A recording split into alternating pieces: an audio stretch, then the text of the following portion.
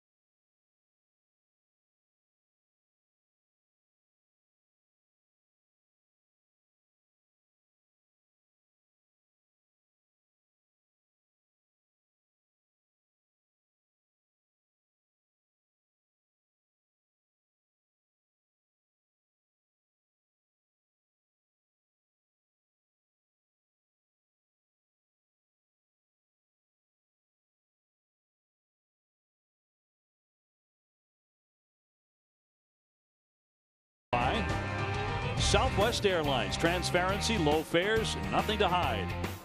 By buyatoyota.com. It's Toyota's website for deals. And by the great folks at Sullivan Tire and Auto Service. Going to be a cool night and a windy night here in Chicago. Nothing new for these folks. Red Sox trying to grab a victory in the middle game of this 3-game series. After this series is over, the Red Sox will be taking on the New York Yankees, who lost again yesterday. They just put A-Rod on the DL, and they've lost 6 consecutive games. But the matter at hand is this White Sox club. They are off to a marvelous start at 19-8, and they can go to 12 games over 500 tonight for the first time in a decade. Clay Buchholz will attempt to slow them up as we give a look at the lineup, brought to you by buyatoyota.com. It's Toyota's website for deals. There was a change in the lineup about an hour ago. Mookie Betts will lead it off in right. Xander Bogaerts at short is batting in a 2 spot. David Ortiz third, the DH. Dustin Pedroia at second base.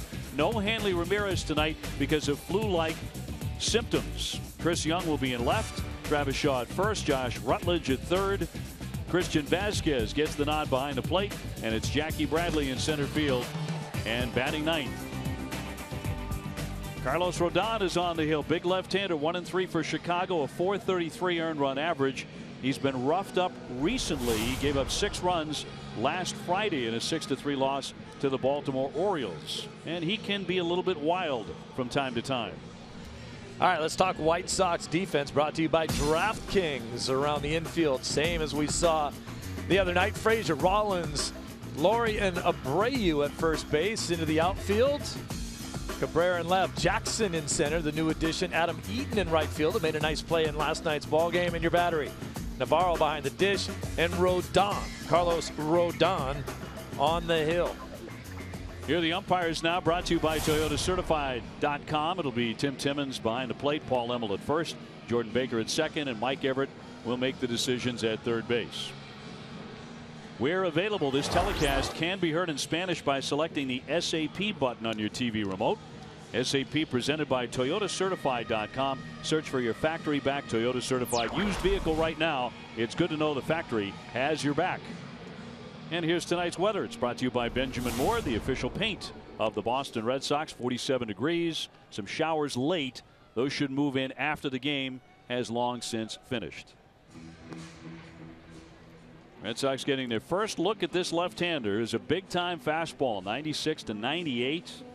A hard slider, which he likes to throw at a couple of different speeds. But that slider is a big weapon for him. It's his wipeout pitch. He likes to throw one that's more of a get-me-over slider just to get strikes. And then the other one, which is much harder, will get you to swing at that one. He likes to bury it on the back leg of a right-handed hitter.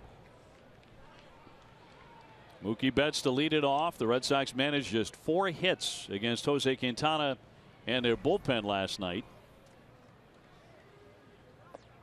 First pitch is in there for strike 1, and we are underway.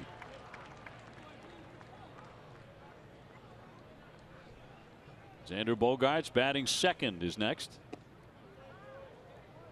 I can see where Rodon gets his power. He's got the rear end and the legs of a hockey player. A lot of strength in those legs. That's where he gets his push and the velocity on the fastball. That will miss for a ball. Mookie with a quiet night last night, like the rest of the Sox offense. He was 0 for 4.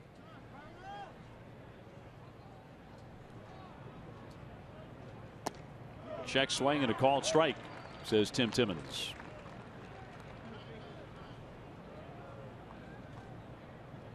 So 2-2.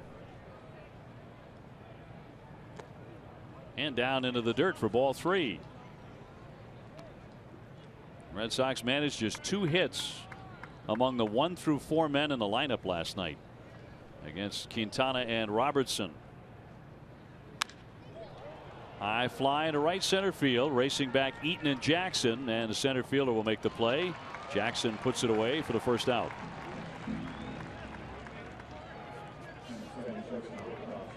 And Xander Bogaerts on the way up. Red Sox had to shuffle that lineup just about an hour 10 minutes ago because Hanley Ramirez was unable to go because of flu-like symptoms. So Rutledge went into the game at third base. Travis Shaw moved from third over to first. And Xander moved up a notch, and so did David Ortiz, and Dustin Pedroia went to the 4-hole against this lefty. And that's strike one. Interesting move by John Farrell, dropping Pedroia into the number 4 spot instead of Bogey. 1 ball and 1 strike. And Pedroia swinging a hot bat. He's number 8 in the American League in batting average. He's hitting .321. And misses the outside edge. A little bit different look in the back half of the order as well, where Young and Shaw flip-flop. That gives you back-to-back righties, Pedroia and Young.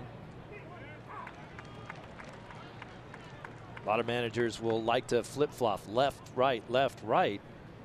And I think the feeling is that you get a good matchup with Pedroia and Young either way. Line shot and a fair ball down the line. Eaton gives chase right on the chalk, and he's going to hold him to a base hit. Eaton, one of the better outfielders in the American League, got to it quite fast, but Xander is aboard in front of David Ortiz, and he rifled that single. Just a beautiful swing right here by Bogaerts, letting the ball travel deep into the strike zone. Look at how deep he hits it, almost right even with his body. That's tremendous balance out of Bogaerts, where if you could draw a line right from his head right into the ground through his back leg. Sweet balance, great level swing, drilled that ball down the line, but as you talked about, Eaton with a great arm too holds him to just a single. 6-game hitting streak for Xander. Here's Big Papi now for the first time tonight, hitting .306, 5 homers and 19 RBIs. He was 0 for 3 last night, and the breaking ball is in there for a strike.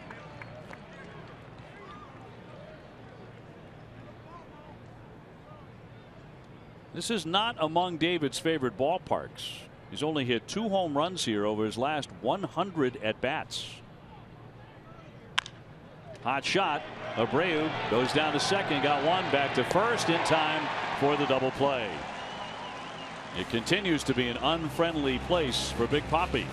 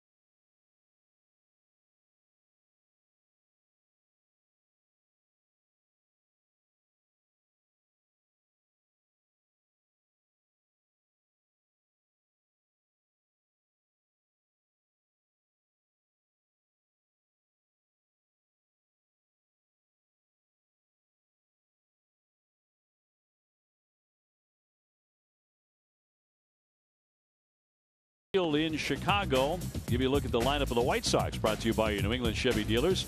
Adam Eaton in right, Jimmy Rollins at short, Jose Abreu at first base. He had a big night last night. Todd Frazier's at third, Melky Cabrera the left fielder, Brett Laurie at second base, Jerry Sands the DH, Navarro the catcher, and Austin Jackson is in center field. The Red Sox starting pitcher, presented by your New England Audi dealers, it is Clay Buchholz. And a major difference with Clay so far has been his control problem. When he throws a lot of strikes, he's always been tough to hit, but a staff high 13 walks coming into this series. Yeah, fewer strikeouts and more walks for Clay so far in this season. That's really not the direction you want to be headed. We'll just see if maybe Clay gives us a little more tenacity out there on the mound, a little more willingness to attack the strike zone with strikes. Well, his opponent tonight, Rodon, really works fast. I think it's one thing the Red Sox would like to see from Clay is a little bit of a quicker tempo too. Here's Adam Eaton. He takes ball one. He's hitting .294, a homer and 6 runs batted in. I don't see how that pitch could be low. Eaton's about 4 feet tall. He's listed at 5'9". Fly well hit, backing up Young almost to the track, and now onto the track will make the catch. All right, the Red Sox defense now brought to you by Southwest Airlines. Rutledge is at third base tonight. Bogart's at short, Pedroia at second, and Travis Shaw moves over to first base in your outfield now. Young gets the start in left, Bradley Jr. in right, and Mookie Betts, Jr. in center. I beg your pardon, and Mookie Betts in right, and then Vasquez catching, and Clay Buchholz on the mound tonight. There's Josh Rutledge at third base, making the surprise start when Hanley decided he couldn't go because he wasn't feeling very well. Is Jimmy Rollins hitting just .234, the veteran shortstop. You've been in that spot in your career where someone took ill or someone got hurt during batting practice, and here comes the manager tapping you on the shoulder and says, "Psycho, it's time to go." Yeah, it's not the easiest thing in the world because you've probably done a lot of things in that day that you wouldn't ordinarily do if you were starting. And by that I mean, you know, Rutledge probably did a lot more running, probably did a heavier weight workout today, probably really intensified his workout during batting practice, thinking that I'm not going to be in the game tonight. I need to get my work in. Now he did all that and he finds himself in the game. But sometimes, hey, no brain, no headache. You just go get him and you have a good day. Don't think too much. The 0-2 to Rollins.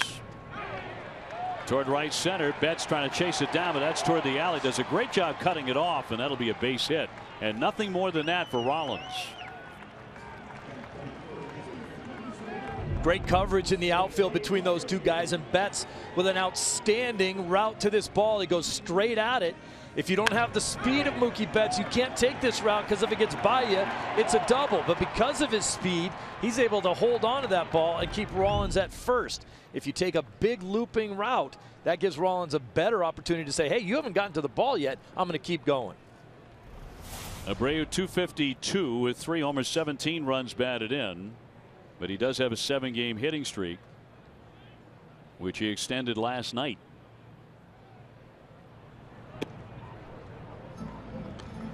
This Let's Motor Player Profile presented by Mini. Jose Abreu on a 7-game streak, hitting .448 during it. 2 doubles, a triple, 8 RBIs, and a lot of multi-hit games lately. Rollins not the speedster he used to be out there, but he is 2 for 2 in stolen bases this year. Clay is exceptionally difficult to run on. Over his last 21 starts, he has allowed 1 stolen base. He's got quick feet and not a big leg kick to home plate out of his stretch. There you see some quickness on him with his pickoff move.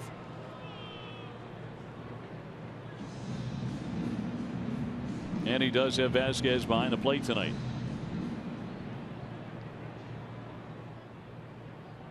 Abreu 0 for 6 against Clay in his career. Runner holding. There's a high fly ball deep into left field. Way back it goes, and kiss that one goodbye.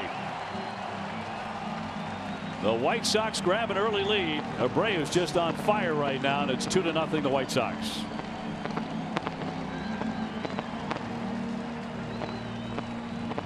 Boy, and precisely what Clay Buchholz could not afford to have happen in the first inning. Well, we said that Abreu hadn't really heated up, but over his last week, he's been crushing the ball, and now the power numbers are going to come. That is just middle fastball to a right-hander, belt high. Look at that swing. Look at the concentration with the head down, and he doesn't miss many of those. Just so big and strong. Knew it was out as soon as he hit it. Todd Frazier, another home run threat, and he was thinking about it right away. He's hit 7. One more look at that massive blast.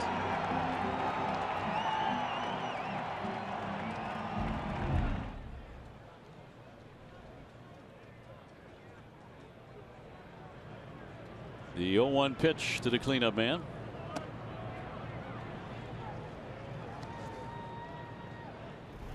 Abreu came into this game hitting .448 over his last 7 games. So that was, we were talking about him starting to really heat it up a little bit.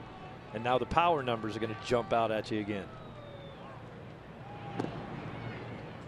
Now, one thing they have done, they've added this guy Frazier to hit behind Abreu, give him some more protection, but he's also a big-time home run threat. The 1-2. 2 balls, 2 strikes. Now what happened in that at bat is we were talking about Clay and his ability to hold runners, but it also is a worry for you. So Rollins, just with his speed, created an issue to have to watch him and got Abreu a better pitch to hit. That's on the corner. He struck him out looking.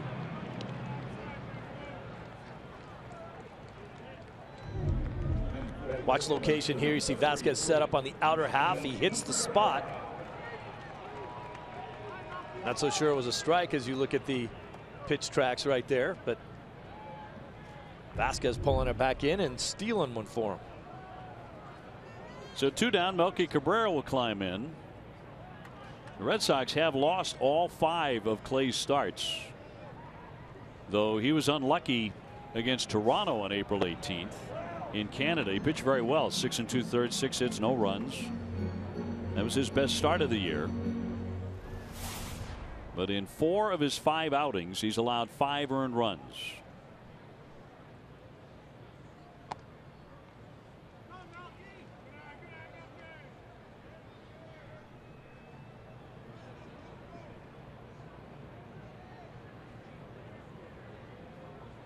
The White Sox striking right away in a 2-run blast by Abreu. Here's the 2-0.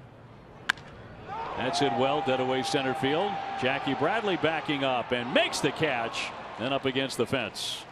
A couple of shots in that inning, and one of them left the ballpark. And after an inning, it is 2-0 Chicago.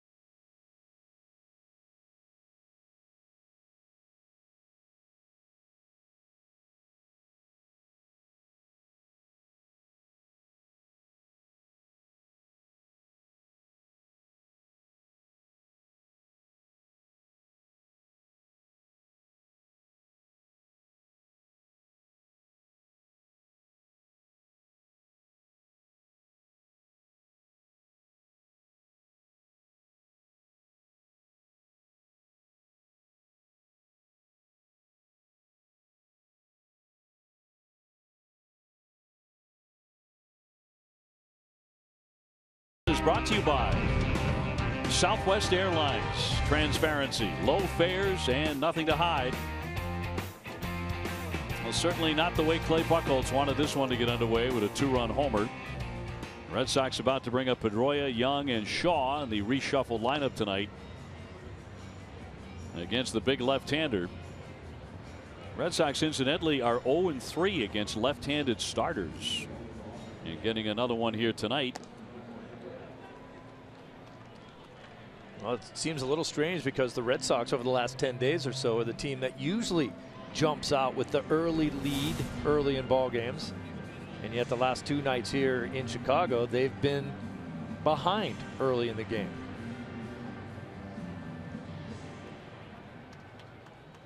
Dustin Pedroia, 321, 3 homers, 13 runs batted in. He is tied for first in the American League in hits with Manny Machado of the Orioles.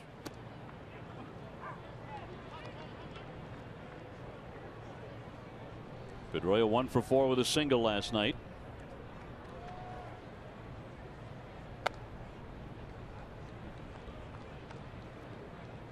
Rodon, the White Sox first-round draft pick back in 2014 out of NC State, where he was an All-American. Took him less than a year to get to the big leagues.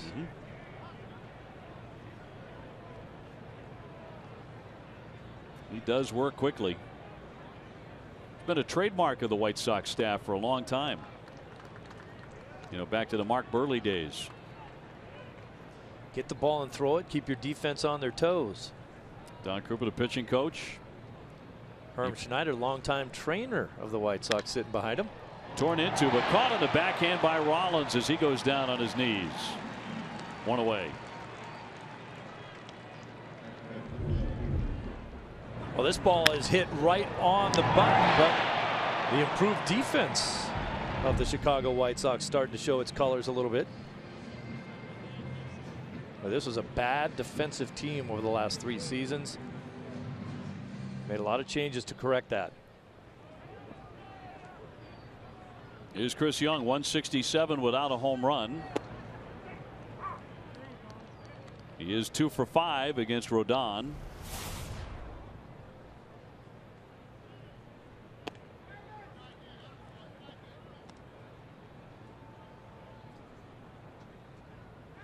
Young against lefties this season, 3 for 13 with 2 doubles. In there for a strike at 93. We talked about that wipeout slider that Rodon has. You'll probably see it here. Check swing, but he did not offer.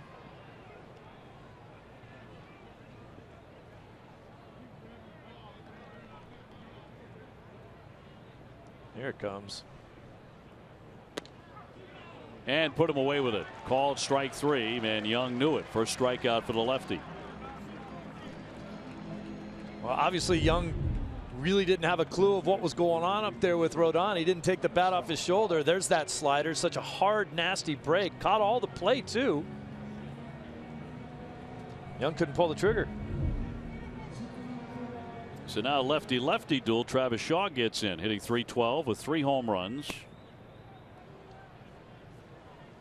He was 0 for 3 in game 1.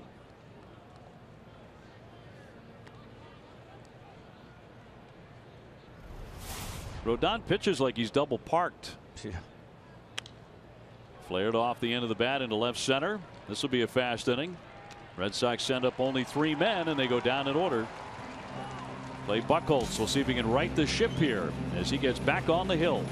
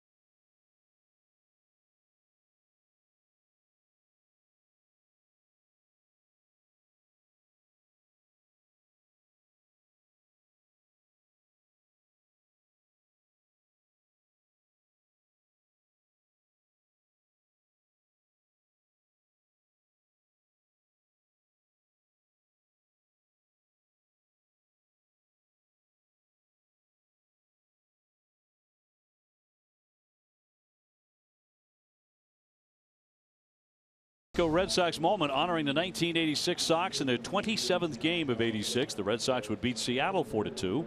6 of the top 7 hitters in the Sox lineup had 2 or more hits, led by Wade Boggs, who went 3 for 4.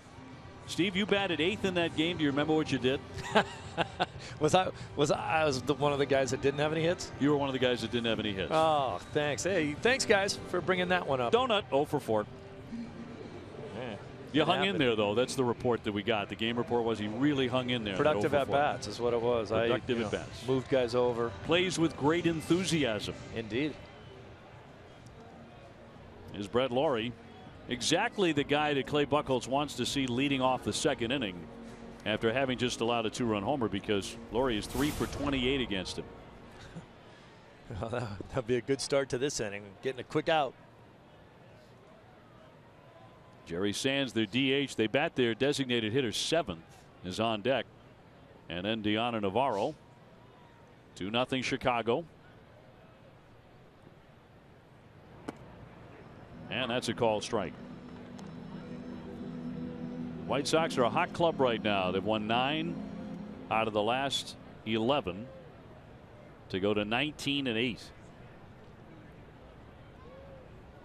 I don't think you would say they're inspiring the south side of Chicago, however, when you look around the ballpark and you see all the empty seats. Well, they just don't draw here. They don't draw well until school's out. They don't draw well until it heats up, and they don't draw very well when they're a bad team. They're a good team right now. Robin Ventura, the manager, 3 consecutive losing seasons, but they're winning big these days.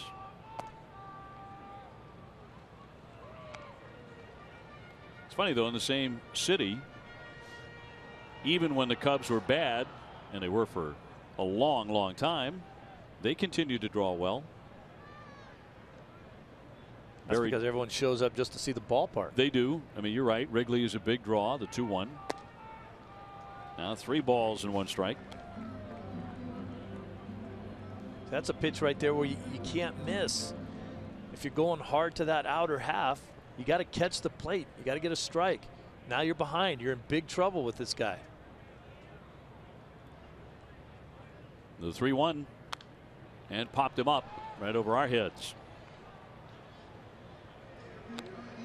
Red Sox season ticket holders experience the best seats, price, and benefits Fenway has to offer.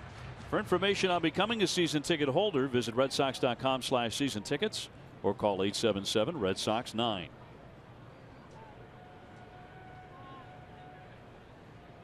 Good looking road jersey right there. And he walks him.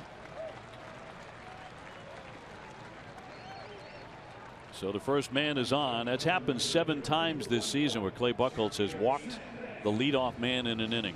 It's been a big problem for him. And I'll tell you, I know that Jerry Sands in last night's ball game didn't do a thing, but he's a guy in this lineup that scares me against Buchholz. I think the way he swings the bat and the way Buchholz is throwing could be a very dangerous hitter in this lineup tonight. Big strong guy is 6'4", about 230. Only has 1 home run so far. And that's a strike. I mean, all the talk about Clay and the necessity to pitch well tonight revolves around the month he had in April. The 3rd April in a row where he struggled.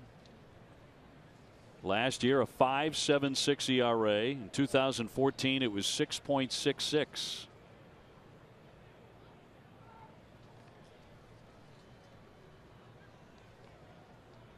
In April lifetime, he is 14-16 with an earned run average near 5. It has been his worst month. Trying to turn it around here in May.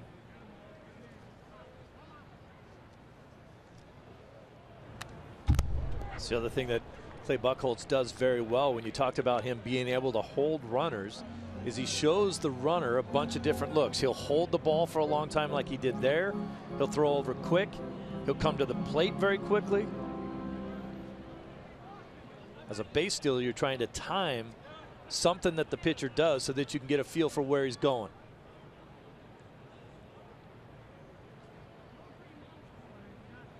Nobody out. Lawrie at first base. Chicago in front 2-0 on a Jose Abreu blast in the first inning.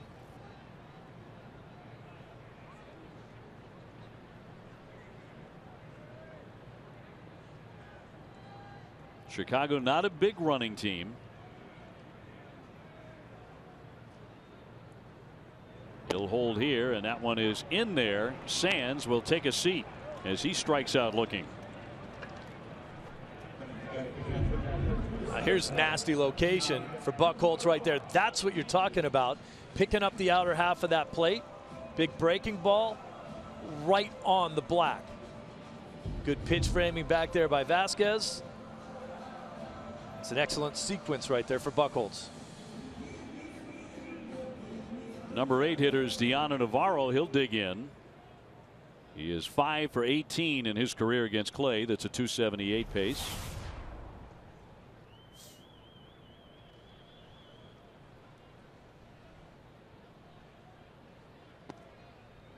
And outside for ball 1. Navarro came up through the Yankee system, and it was while he was in the minor leagues there that his wife Shirley was diagnosed with a brain aneurysm, and she was actually given a very slim chance of survival. But in fact she did, and she made a full recovery. They survived a very, very frightening episode. The 1-0. Good stop there by Vasquez.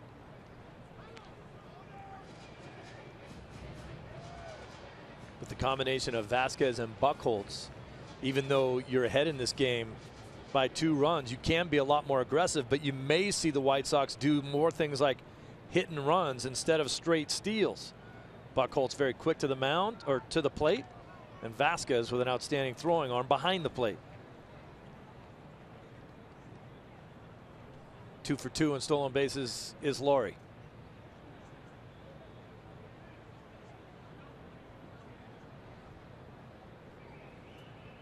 Now Clay has fallen behind Navarro here. A 172 hitter. Here comes the 2-0. Runner holding, and that'll be a strike.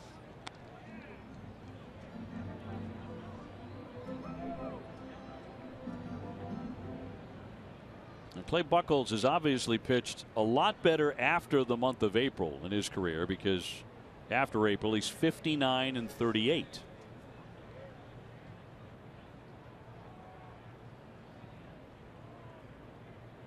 The 2-1 pitch. Runner bluffs, and that's down and in. And Clay did not like that pitch at all. He was rather disgusted with himself after that delivery. He's yanking that fastball a little bit when he's trying to go to that side of the plate. When he's trying to go to his glove side, he just yanks the fastball off the plate. You see Vasquez having to reach all the way over. The 3-2 pitch to Lowry, same thing.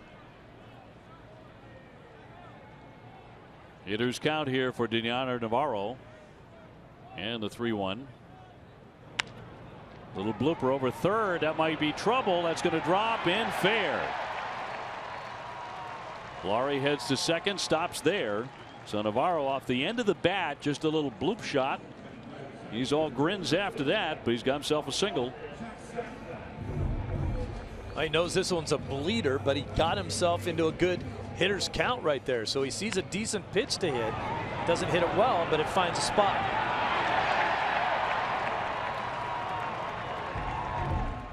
So it's first and second. And Austin Jackson a batter, just a .224 hitter. But he's had a little bit of success against Buchholz. 5 for 19 with a home run. 2-0 Chicago.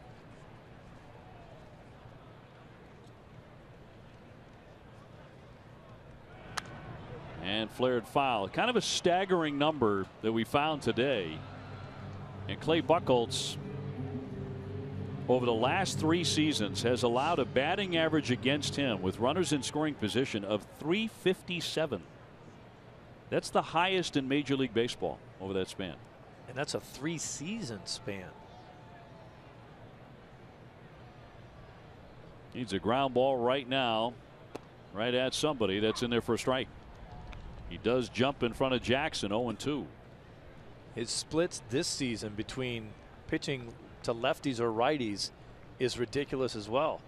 He holds right-handers to a .214 average. It's pretty good. He's got a righter up there right now. But lefties this year on the season are hitting .358. way higher than his career average. Here's his 0-2 to Jackson. Could not get him to offer there. 1-2 on deck. Adam Eaton. In the first inning, Jimmy Rollins singled and Jose Abreu cracked a home run, which was a no-doubter. He didn't even look to see where it was going to land.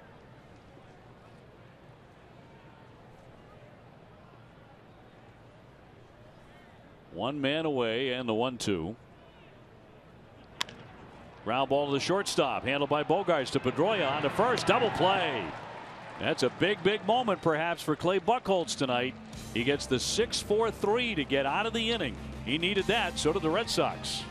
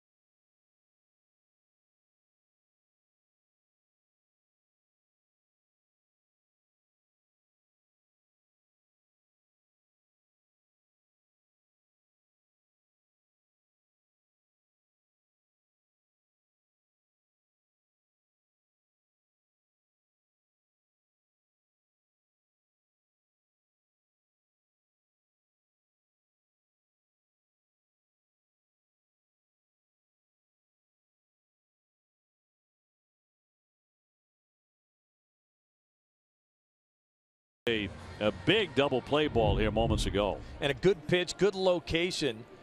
He on the 0-2 pitch he missed, and then it's important to be a guy, if you want to be attacking the strike zone, to come back on that next pitch and throw a strike that isn't easily hit.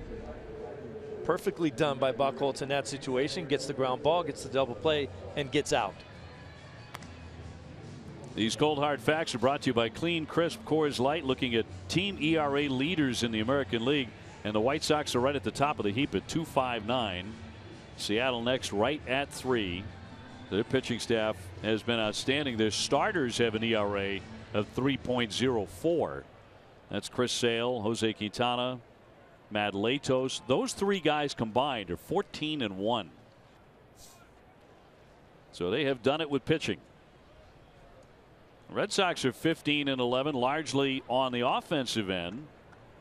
Looking to get that cranked here against the southpaw from Miami. Josh Rutledge in the game at third base tonight. That's a strike.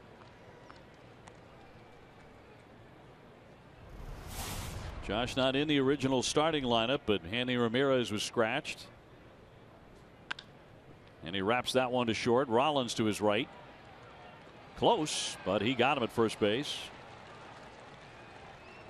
And one away here in the third. DraftKings is the official one-day fantasy baseball partner of the Boston Red Sox. You can experience the thrill of playing on DraftKings right now. Play free daily using the promo code NESSON at DraftKings.com.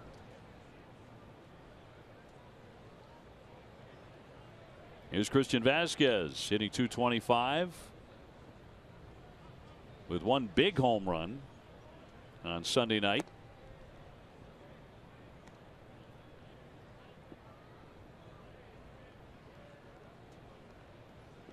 It used to be in the old days, guys could step out of the box, maybe upset the timing of a pitcher who's in a good rhythm and likes to work fast.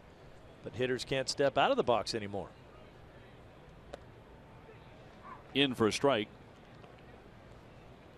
Yeah, there are only a handful of scenarios where you are allowed to be out of the box. We all thought, and David Ortiz thought, that that would disrupt David a year ago, but that did not work. He adapted beautifully. At the end of the day, I think David likes to be in the box and hacking. Jackie Bradley on deck. Here's the 2-1.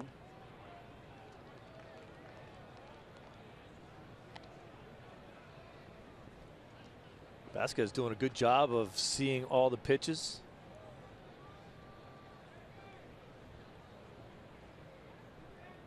White Sox up 2-0 in the third. And Rodon's next one is hammered foul. Ruben Amaro Jr. getting up in the air a little bit, showing some hops there at first base. He was a standout player at Stanford. Get up. Oh. I was being generous with hops, wasn't I? Yeah. We could slip a deck of cards under that vertical leap there. Former general manager. I think among all general managers, he'd be your top leaper. Out of the gym. 3-2 loop foul. This is a good at bat right now by Vasquez. He's seen every pitch that Rodon has to offer. So far, he has not shown that he's willing to throw that breaking ball in a 3-2 count. So Vasquez probably should be looking for a fastball to hit. But things change the deeper you get into ball games. The fact that he does have a lead. He's already one out. It's not like he'd be walking the leadoff guy. So we'll see here. Off the glove, deflected toward Rollins. Vasquez running hard, and the throw won't be in time. Rodon had an outright in his glove, but he deflected it. Probably be scored a base hit right here off of the glove.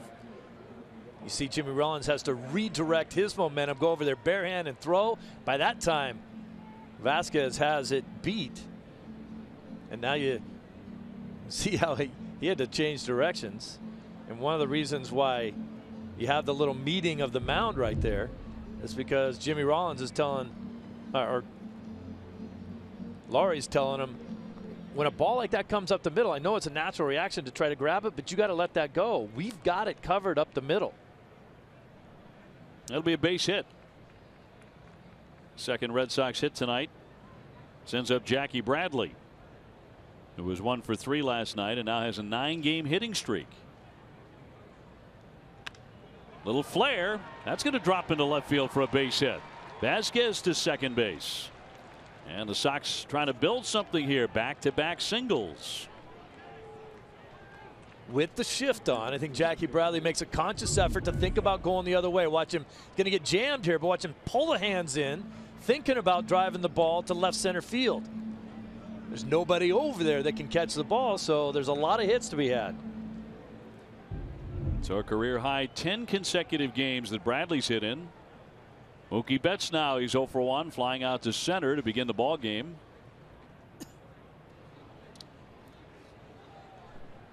Mookie saw a good fastball on the inner half to hit in his first at bat, and he didn't hit it. So he'll see more breaking balls in this at bat. First one in there for strike one.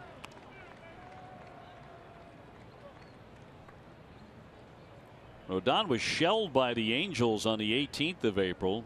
He was only on the hill for a third of an inning. And he gave up 6 hits, 5 runs before they hooked him.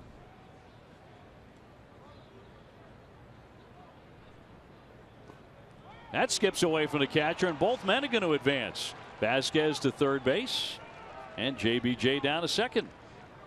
Interesting call right there. That's the changeup. It's a pitch that he's been working on and hasn't really perfected yet. Just wanted to show it in this at bat, and it really doesn't do him any good. He ends up now with guys on second and third. Probably won't see many more of those in this game. That'll be a wild pitch.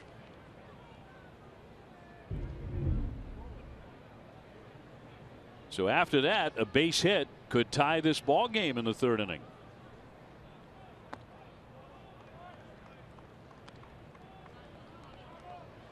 Mookie has the discipline to lay off of the breaking balls that he's going to see in this at bat. He may get a chance at another fastball in. Rodon likes to come in to right-handers. Here comes the 2-1 pitch. Knocked out of play to make it 2-2.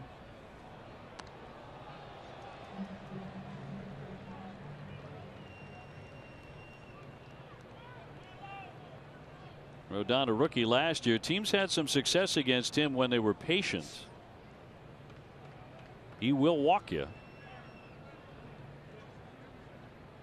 He averaged about 4.5 walks per 9 innings last year. That was the highest among rookies.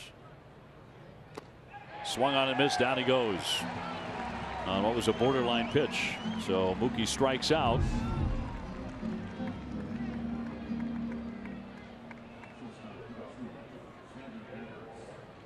Two down. Mookie almost looked like he was anticipating something inside.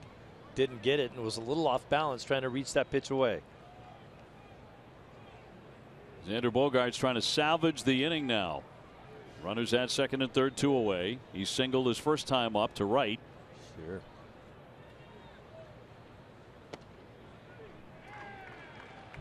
Here's Bogaerts in his last at bat. We talked about the balance and how deep he let that pitch get in before he hit it.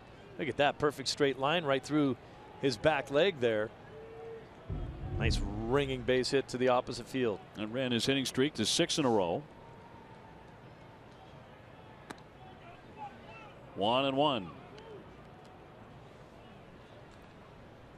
Over the last 12 games, Xander's hitting .417. That is the second highest batting average over that span of games in the majors.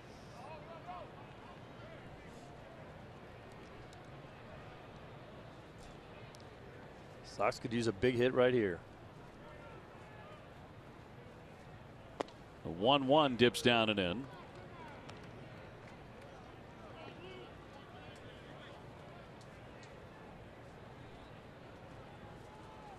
Xander Bogaerts, one of just 4 regular shortstops in the big leagues who has not committed an error this season. His defense continues to shine. There's a shot into left field for a base hit.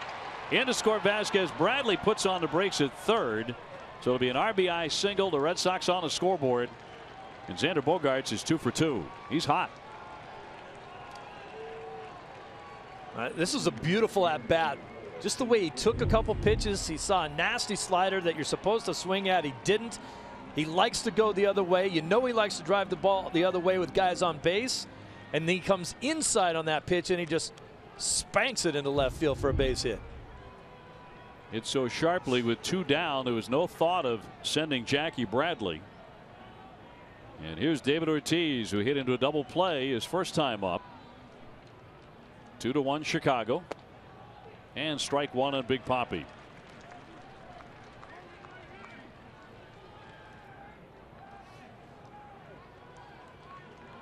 I think Big Papi should be looking away in this at bat after that first pitch fastball for a strike. You'd think you'd see a lot more of those nasty sliders down and away. Throw down to third, the dive back, and it was nearly thrown away. What a stop by Frazier. And Jackie a little bit shaken up as he leaves the base, and he's bent over. And John Farrell is going to come out with a trainer. Let's see what Jackie does trying to get back. Oh, maybe Frazier's cleat got him in the elbow. Is that a possibility?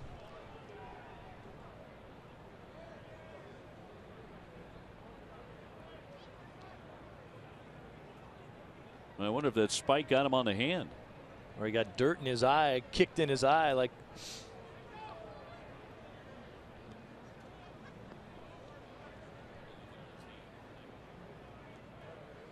Looks like they're looking at his hand. You always take a chance of jamming your fingers into the base.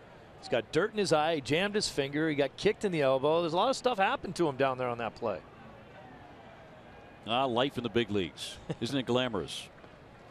And as you talked about, great play by Frazier just to make a play on this ball. That sails into left field. You're looking at another run score. Just kind of an unnecessary pickoff play in that situation. They count 1-1 on Ortiz. Runners at first and third. He gets a piece.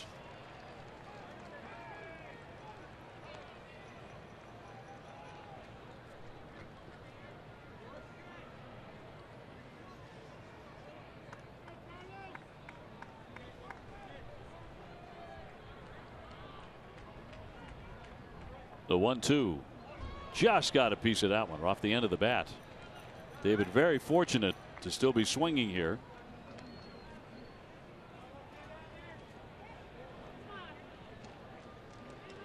What I really haven't seen out of Rodon yet is that really nasty wipeout slider, and here's going to be right there, and he didn't get in the spot. Fly ball to left center. Jackson moving over to center field and will make the catch. So the Red Sox get 3 hits. They do get up on the scoreboard. Garen Austin will be talking about Eddie Rodriguez and when we might see the talented lefty.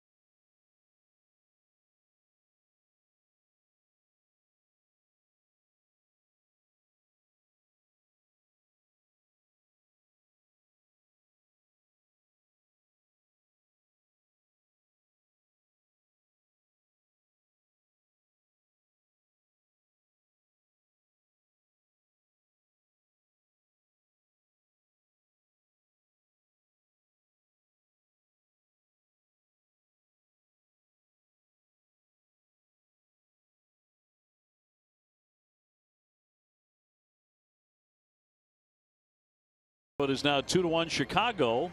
Back here on the south side, Clay Buchholz trying to snap a string of losses at 0-3. Red Sox waiting for Eduardo Rodriguez to return. And for more on that story, let's go down to Garen. Thanks to OB. As you guys mentioned, Eduardo Rodriguez is here with the team in Chicago. John Farrell said that he will have another rehab start on Sunday, and they hope to get him up to 90 to 100 pitches. Farrell said that he's been making strides in his first 2 rehab starts, and they want to see more. And guys, I talked to Rodriguez, and he said he felt much better in that second start, and he was thinking about the game, not thinking about his knee. It'll be great to see him back. And at times last year, he was the best pitcher the Red Sox had. Yeah, I mean, that's a great point, too, because when you have an injury, a lot of times you're really worried about playing the game again, and that's all you're ever thinking about.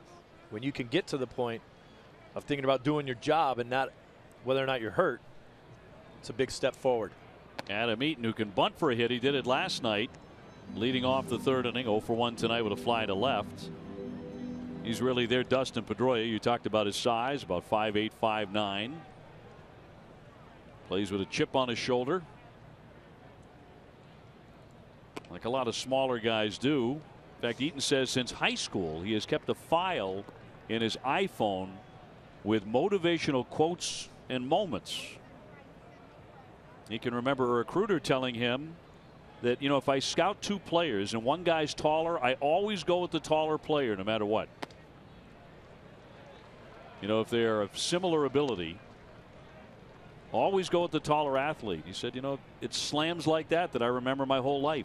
I tell you what, I like the way the kid plays. And, you know, obviously what he's been able to do in right field as opposed to what happened in center field last year is like night and day. So maybe he'll go to YouTube and find that I called him 4 feet tall and he'll put that in his phone. There's another one that's going right into his iPhone tonight at about 11 o'clock. I've seen a lot of guys that are 5'10" or under that can be MVPs of the big leagues. 3-1, ripped and caught. Bogaerts snags that one, getting down on his knees. Xander's made a couple of nice plays tonight. That's a nice play, and what Bogey's doing is trying to get his eye level with the ball because there's a lot of movement on this ball. It's hooking back towards him, or rather slicing back into him. And just, you know, I mean, he's not really diving for the ball. He's just really trying to get his eye level right at the same level as the ball. It's an easier play to make that way. Jimmy Rollins now, he's 1 for 1 with a base hit. He was aboard when Abreu homered in the first inning off Clay Buchholz. Softly hit. Pedroia will sling that on to get him, and there are 2 down. Be nice to see Clay Buchholz get into a groove, which we have seen many times in his career. Now follow Red Sox baseball live with the MLB.com at Bat app. Stay up to the moment with game day, live game video highlights, StatCast news, and more. Download MLB.com at Bat. It's the #1 app for live baseball.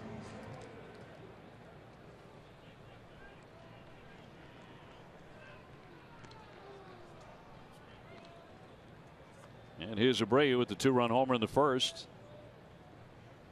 Up and in, hit a shoulder.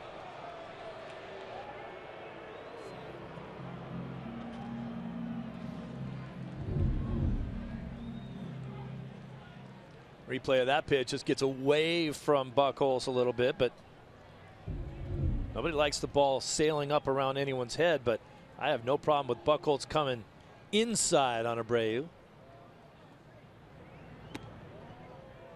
And back to his home run cut in the first inning.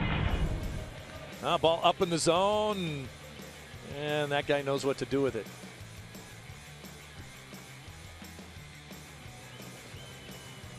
He's been real trouble against the Red Sox.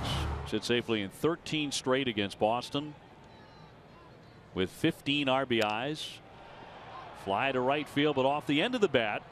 This is going to be a fast inning for Clay Buchholz. He gets inning. a 1-2-3. His best inning of the night. 2-1 Chicago here on the south side.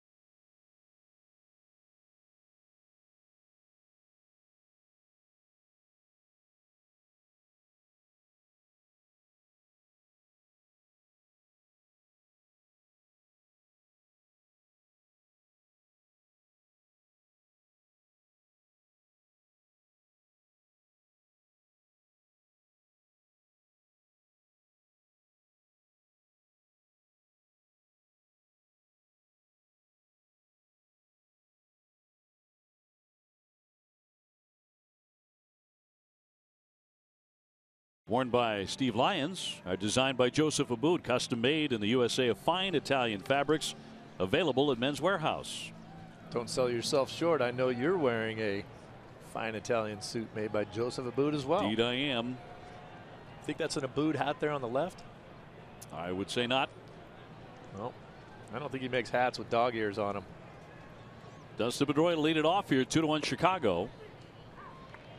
Pedroia hitting a stiff line drive that Rollins hauled in at shortstop, but he hit it right on the button. He has 36 hits through 26 games. That's a career best for him through 26 games. Oh, but he's slowing down. He's not as good as he used to be. He's getting old.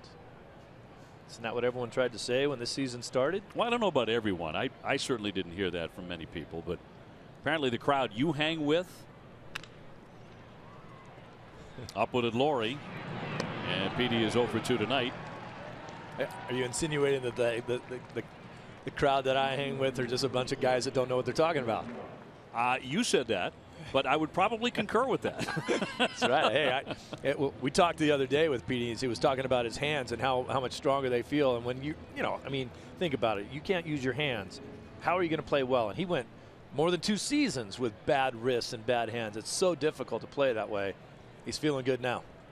Yeah, you're right. He played through a lot of injuries over a period of years. Not just the hands, of course. You know, last year was a hamstring he tried to battle through. And you certainly applaud that effort. Chris Young here 0 for 1 with a strikeout. And I think that's where you start to hear some complaining out of Red Sox fans or baseball fans in general. They're like, well, he's hurt all the time now. Well, it's a guy that goes all out every day of every game of his life. And staying healthy is one of the big keys to his success.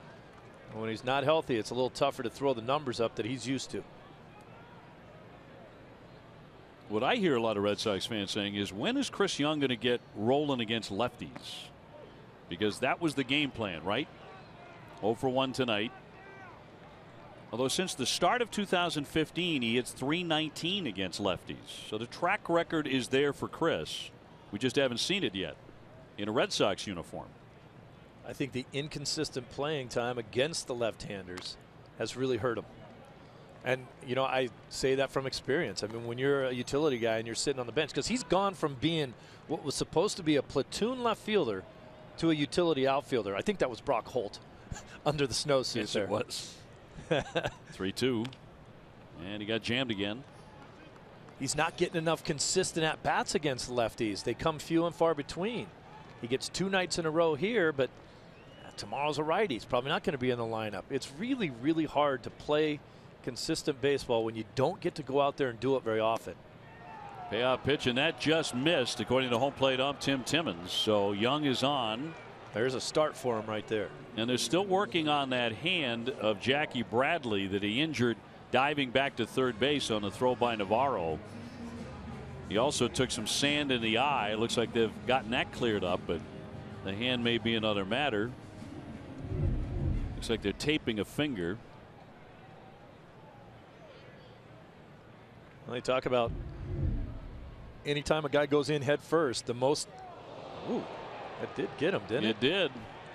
Travis Shaw nailed by the pitch. And that'll put Red Sox at first and second with 1 down.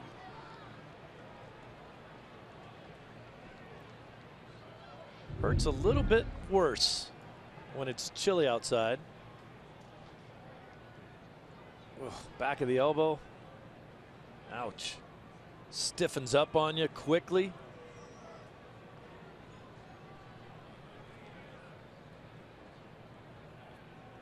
Oof. 93-mile-an-hour fastball. It's sort of like what we talked about with Clay Buchholz, the up and in fastball that he threw to Abreu and then got him out away, harmless fly ball to right. I think what he's trying to do on the mound here is come hard in to the lefties.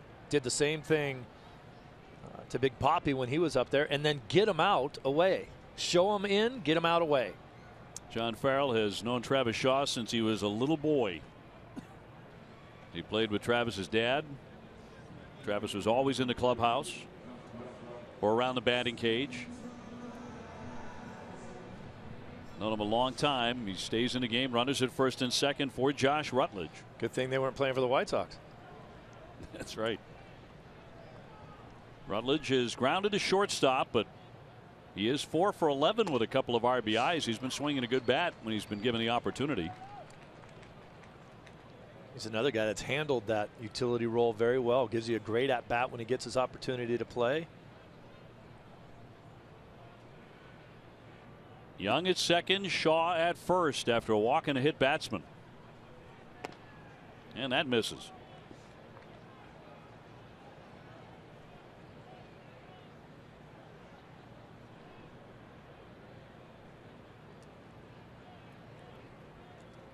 Rodon, a hard-throwing left-hander in his second major league season.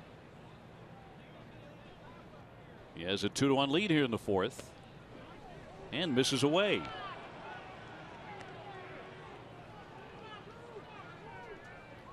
Seen Rodon go hard in this situation. We've had hitters not quite ready for it. Look dead red inside and don't be late.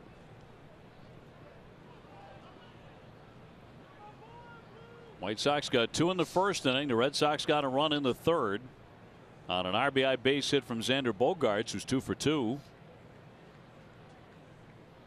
And the 2-1. Fouled in the air out of play. And certainly looks like Clay Buchholz is starting to settle in. I hope so. And if he does, if he has another couple good innings, I would go back to that 6-4-3 double play pitch that he made on Jackson, when he threw the waste pitch, then came back with a quality strike to get the double play, and he's looked better since that pitch.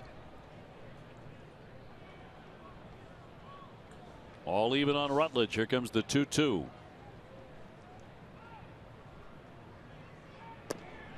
Now a full count. That's a great eye.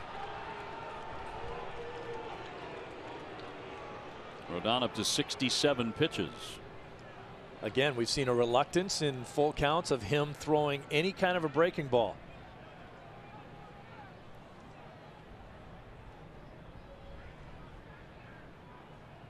The 3-2 pitch, and he was a little late on that one as he flicked it foul.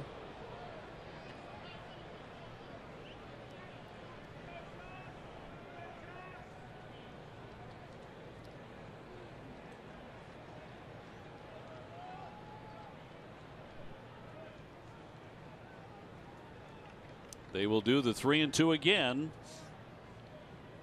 on Josh Rutledge. Runners go. And a soft ground ball toward the hole. A nice stab by Laurie to go to first, but not in time. And the bases are going to be loaded here on the infield single. A very slow developing play, gently hit. Laurie went sprawling there, but in the end could not get it out anywhere. Because the runners are in motion, you got a lot of movement between infielders. Watch Laurie at second base. He's all the way up the middle. He's got a long way to go to get this play. No chance of getting Rutledge. Rutledge almost beat out a routine ground ball in his first at bat. Going to be saved here. Laurie checking out the rest of the field before he gets up and makes that play at first base. Really good awareness. However, with one down, the bases are loaded with Red Sox. And Christian Vasquez, who has never hit a grand slam but is coming off a big home run the other night against Betances, will step in. We mentioned this. He got some great advice from Chili Davis right before he faced Betances at Fenway on Sunday. Chili said, look for a fastball and hit a home run. If it was just that easy. It was that night. No place to put him. Sox down a run. He fouls one away for a strike. Back to that home run cut on Sunday, and a big one.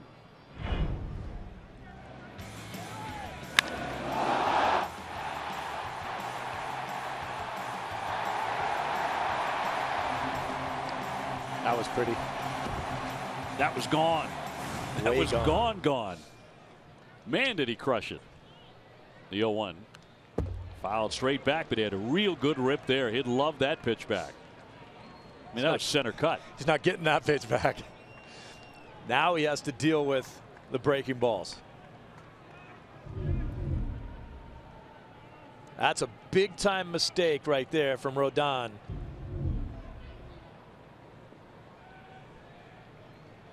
Make this at bat much more difficult now. Young, Shaw, and Rutledge filling the bases. Jackie Bradley on deck. Sox have been somewhat frustrated to this point in the game because they have 5 hits, but just the 1 run.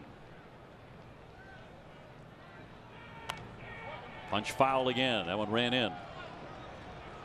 That's 95. Although Vasquez can hit a fastball.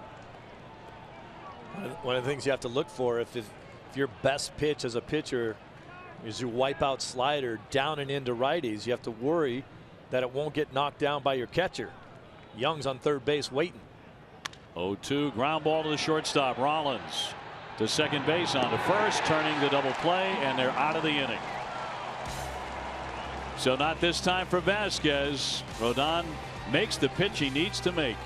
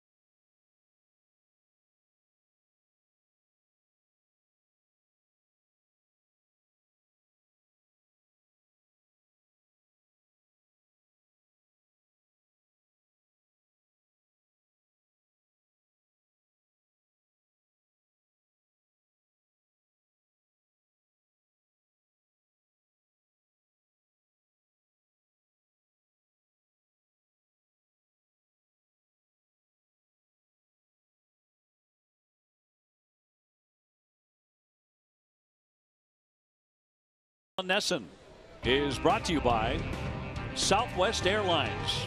Transparency, low fares, and nothing to hide. A key double play moments ago. The bases loaded. The Red Sox failed to score, although they were knocking on that door. And Rodon gets a big double play ball. Todd Frazier will lead things off here in the bottom of the 4th inning, so it's still 2-1 Chicago. He is 0 for 1 with a strikeout looking. Melky Cabrera on deck. Take a look at the double play that ended that inning. Tough at bat for Vasquez. You're behind in the count now. Easy double play ball for Jimmy Rollins. He's seen it a million times. Take it yourself. Step on the bag.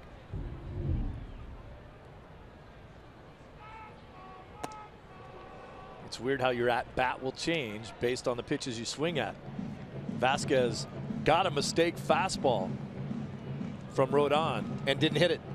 After that, the rest of the at bat was going to be tough. He knew it, and it ended up accounting for 2 outs. Yeah, frustrating at bat for Christian.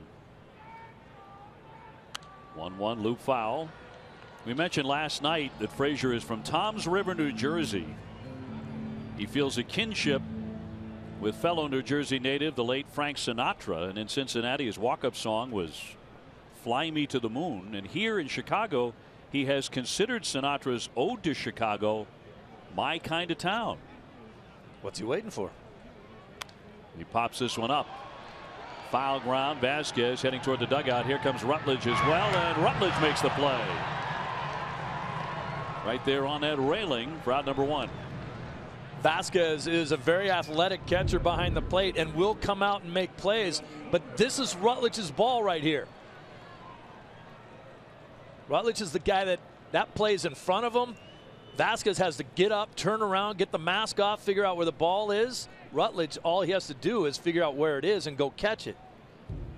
When I played here in Chicago with Carlton Fisk, he would tell me, I do not come out of that dirt circle right there. If the ball goes up and it's a foul ball and you're playing third, you better come and get it.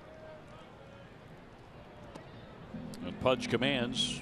I'm sure you respond. There's the dirt circle between the mound and where it says Sox. And he said, I ain't leaving this. You go get everything else. Youngin. Yeah. Cabrera taking one down low. He is 7 for 32 in his career against Clay. So Buchholz has wrapped him up. Pudge is number 72 here in Chicago. Oh, what a good player. What a long time player, too. The 2-0 pitch is in there for a strike. Took great care of himself. When he was getting older, they used to let him show up for batting practice a little bit late, but that was generally because he'd stay in the clubhouse for an hour and a half lifting weights after the night games. 2-2. Fans with Benjamin Moore, you can paint like no other. Go to benjaminmoore.com to find your nearest retailer.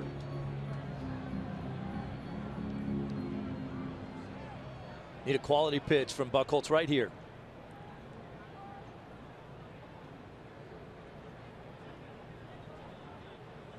One down in the 2-2. Hammered. Back behind the bag. Shaw up ahead for Clay. He taps the bag for the out, and they're 2 away. That was an important pitch right there.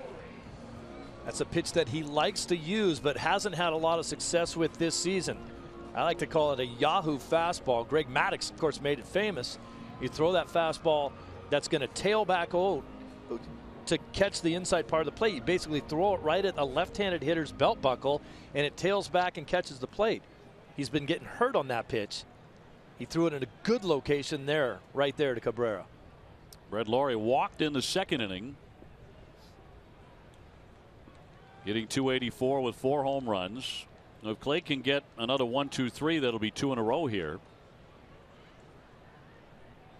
So far, he's allowed the White Sox 3 hits, including a first inning home run to Abreu. And then he walked the leadoff man, Lawrie, in the second inning. It looks like at that point he's getting himself in trouble. But that double play by Austin Jackson that got him out of the second inning, we may look back on that as a very big play in this game. I think it is so far. Red Sox need to do something about scoring some runs.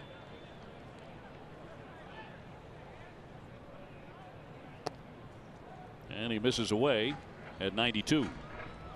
That's really been his problem pitch so far tonight. Just kind of hooking that fastball to the outer half. He hasn't been able to keep it in there for a strike, and it's gotten him behind in counts.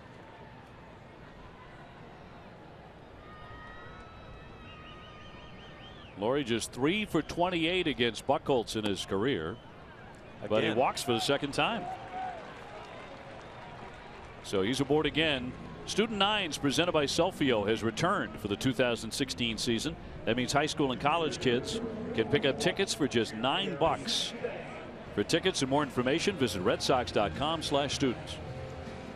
Talk to Dennis Eckersley. He'll say that he yanked his fastball, and he did it on back-to-back pitches right there to Lawrie.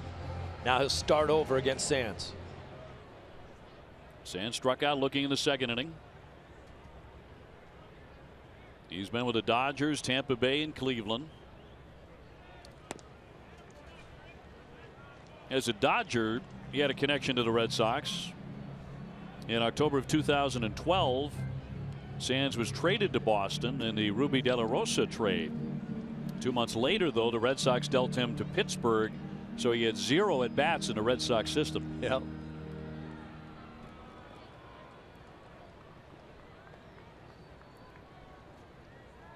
This is where I think would be a good opportunity for the White Sox to run. Lawrie getting his lead at first base with 2 away. Up top for ball 1.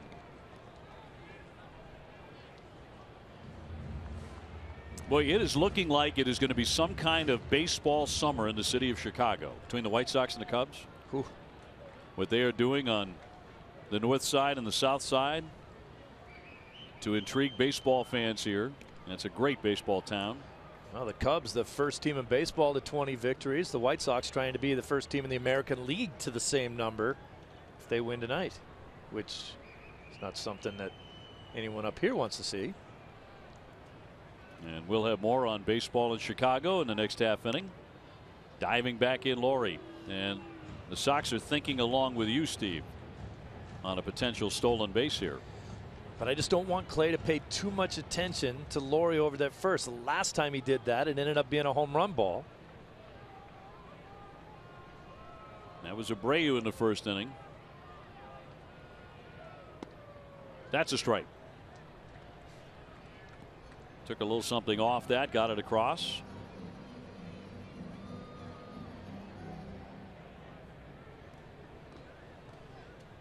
White Sox 2, Red Sox 1, fourth inning. Chicago winning last night 4-1. They got some great pitching. A topper to third base, and Rutledge goes to second for the force play, and that retires the side. Buchholz continues to cruise along here these last few innings.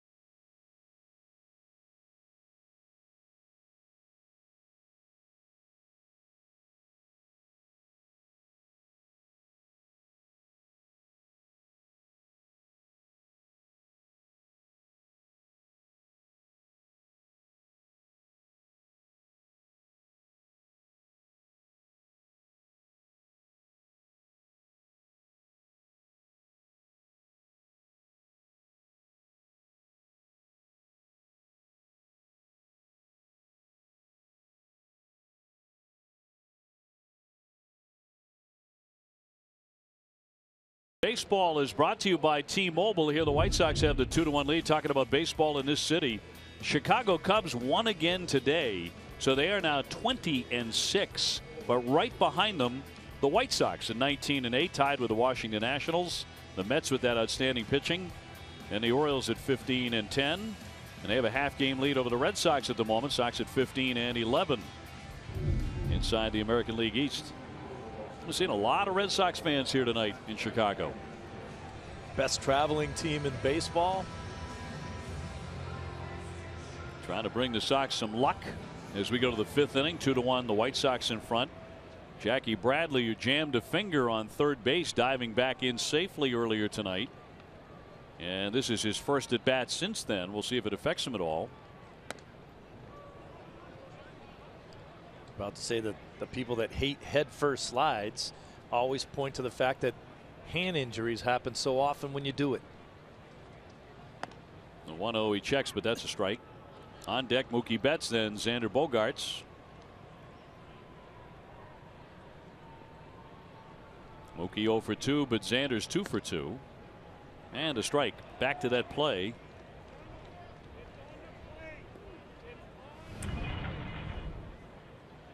Just a quick pickoff throw down at third. He had to get back fast. It was a bad throw. A lot of things were going on down there. In there for strike 3. So Jackie will take a seat.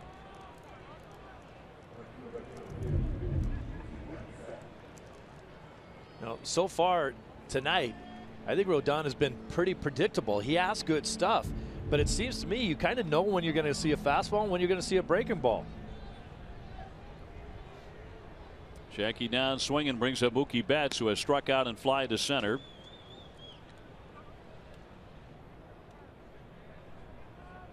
So Mookie's average has trickled down to 250. He's looking for another hot stretch here as he pops this one up to center.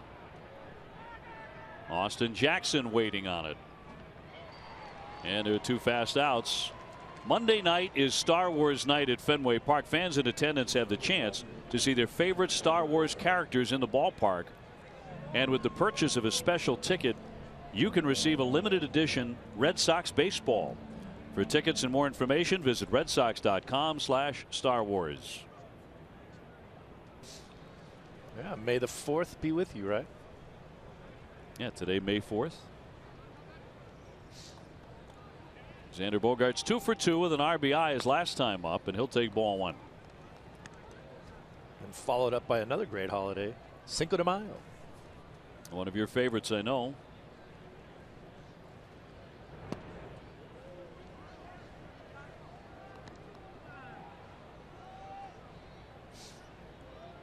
Two and 0 on Bogaerts. David Ortiz looking to bat in this inning.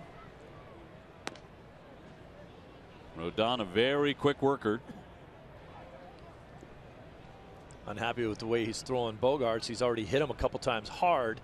Now he's following behind, and he'll have to worry about David Ortiz. And he will have to face him. Xander on the walk here with 2 down.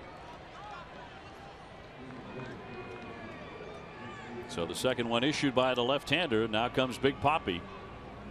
Hey, reportedly now, Big Papi will reenact his famous "This is our city" speech for the upcoming film Patriots Day. About the 2013 marathon bombing. Just when he'll find the time to do that is unknown, as he takes a pitch inside.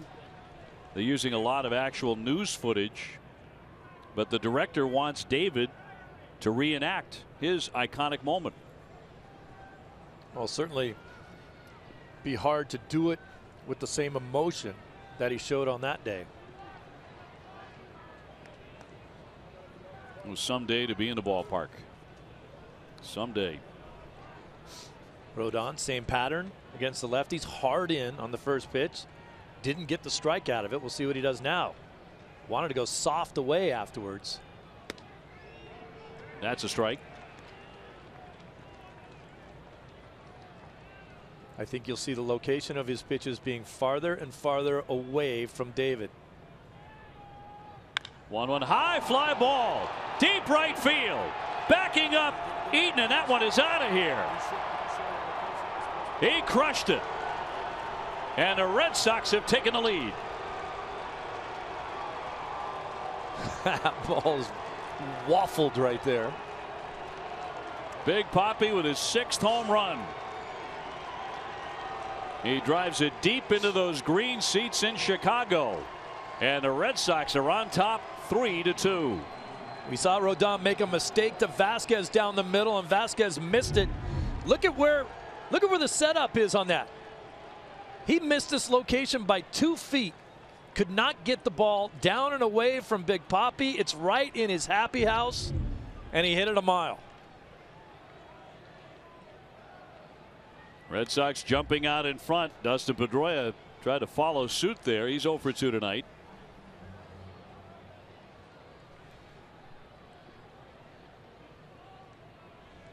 David with number 6, RBIs number 20 and 21. And the walk to Bogaerts, that was certainly key to get the inning to David. Speedway proud to be New England's first choice for value and convenience for every Red Sox homer.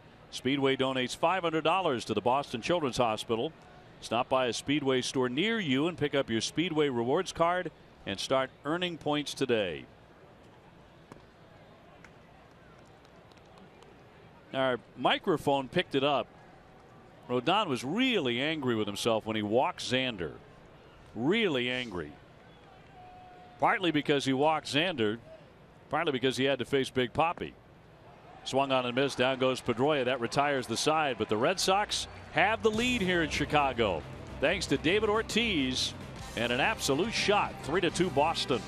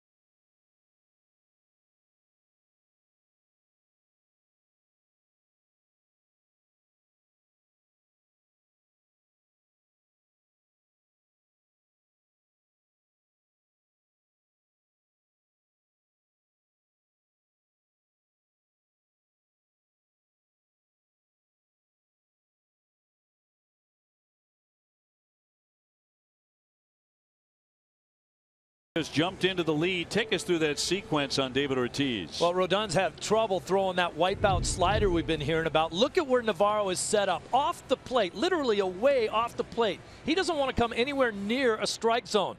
That ball's left right out over the middle, and it absolutely gets hammered. And then the next hitter with Petey up there, this is the pitch he was trying to throw and couldn't get it there. You know what I loved? David was still in his follow-through when the catcher Navarro asked Tim Timmons for a new baseball. Yeah. I mean, he wasn't, as soon as it was hit, he hadn't even cleared knew it was gone. And that thing was 397 feet out of here, by the way. The tail of the tape. And the Red Sox have a 1-run lead. And Clay Buchholz pitching very effectively here, now into the 5th inning. And boy, did he need to tonight. He knew it. Everybody knew it. A long way to go yet, but now he's in front. And here's Navarro, who singled his first time up. And so very important, and Steve, you talked about this during the break, for Clay to come back now and put up a 0 in this inning. And he's been headed that way. He's settled into this outing. He's throwing more strikes. He's more aggressive out there. That's in there for a called strike. Austin Jackson on deck, and then Adam Eaton, who just had that home run fly over his head.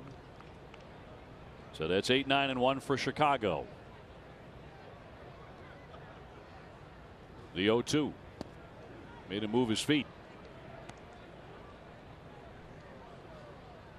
Navarro is 6 for 19 against Clay. Veteran backstop. Told you last night, Navarro, one of the guys they credit on this ball club for bringing a lot of the new faces together as a team. Bunch of new players on this team. Frazier, Jackson. A chopper. Here comes Xander Bogaerts. Clean play and gets him. Again, he has not committed an error this season. One of just a handful of shortstops who can say that.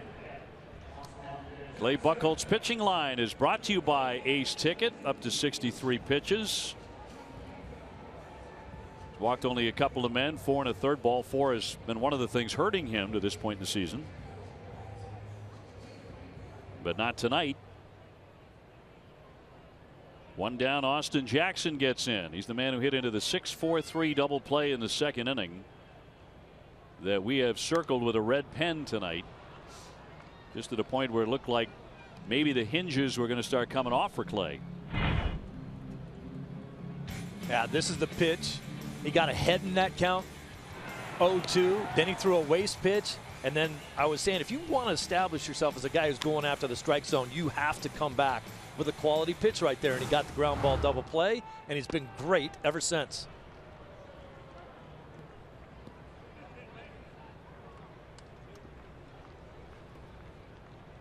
Kind of talked about Navarro being the guy on this White Sox team that brought them all together. Jackson, with his presence in center field, is what's made this team defensively much, much better. He can play center. That moves Eaton to right, where he was not a good center fielder, but is an outstanding right fielder. And you leave Melky out there in left, and together they get it done pretty well. Red Sox ahead 3-2. And a 1-2 to Jackson, who has not homered this season. Swing and a miss, and down he goes. That one disappeared on him. And there are 2 down. The conviction is like night and day with Bucky out there on the mound too. Now when he throws the ball, he knows exactly where it's going, and then takes a hike off the mound to walk around. Watch his follow through. He knows it's a strike. Let's get going again. Excellent location there on the outer half too. We like that confidence. And where is it sometimes with him? You know it's in there. Adam Eaton here, and he'll take a breaking ball in for a strike, as in 2010 when he was just magnificent, going 17-7, 2.33 ERA. At the start of 2013, he was untouchable with a 12-1 record, a 1.74 ERA. That was before the neck injury. And I think one thing about Clay Buchholz that does not get enough credit was his World Series start in St. Louis. Pitching with a bad shoulder, He was really uncomfortable, in pain, and yet gave the Red Sox some very, very gritty innings in that World Series that they desperately needed. He also pitched pretty well in the American League Championship Series, which is something that people don't credit him enough for, in my opinion. That was against Detroit. He made 2 good starts. He did not have a win to show for it. Here comes the 1-2. Routinely hit. Here comes Bogaerts. Snags it. Guns. Low throw and nicely dug out for the out at first base by Travis Shaw. It knocked him down, but he made the play. And it's a 1-2-3 inning. Clay Buchholz gets him in order. That's a big inning for him, and the Red Sox lead it 3-2.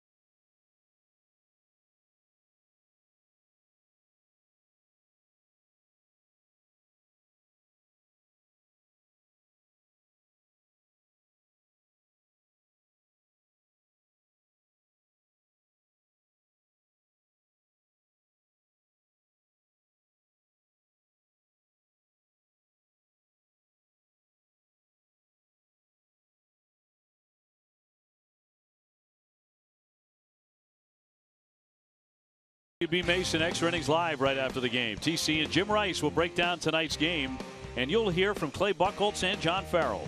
Whatever, whenever, wherever, who but W.B. Mason. Steve Lyons and Dave O'Brien with you.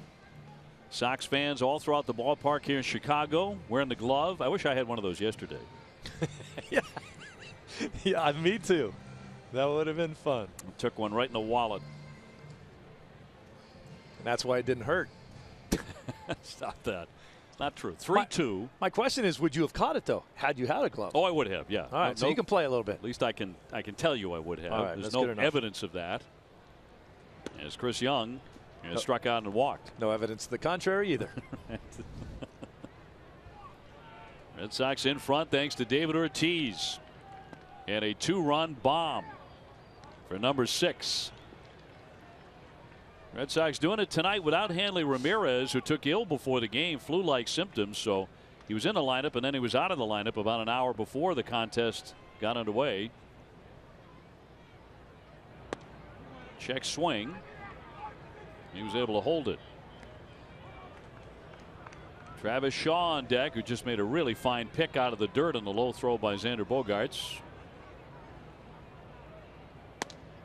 Off the outside. No, it is on the outside corner for called strike, although it looked like it missed. That was a generous call as Young strikes out. Well, I'll tell you what, that was a tough at bat for Young. He saw about 3 nasty pitches that didn't have to be called strikes. All 3 of them were. Saw that quick note by Alex Spear on the first home run that Rodon has ever given up. You're talking about 29 starts. He's held lefties to a 187 batting average with 0 homers, now 1, and 13 RBIs. That's amazing. Against left-handers, yeah. Travis Shaw will try and make it 2. He has flied out and been hit by a pitch. Travis has 7 career home runs against lefties.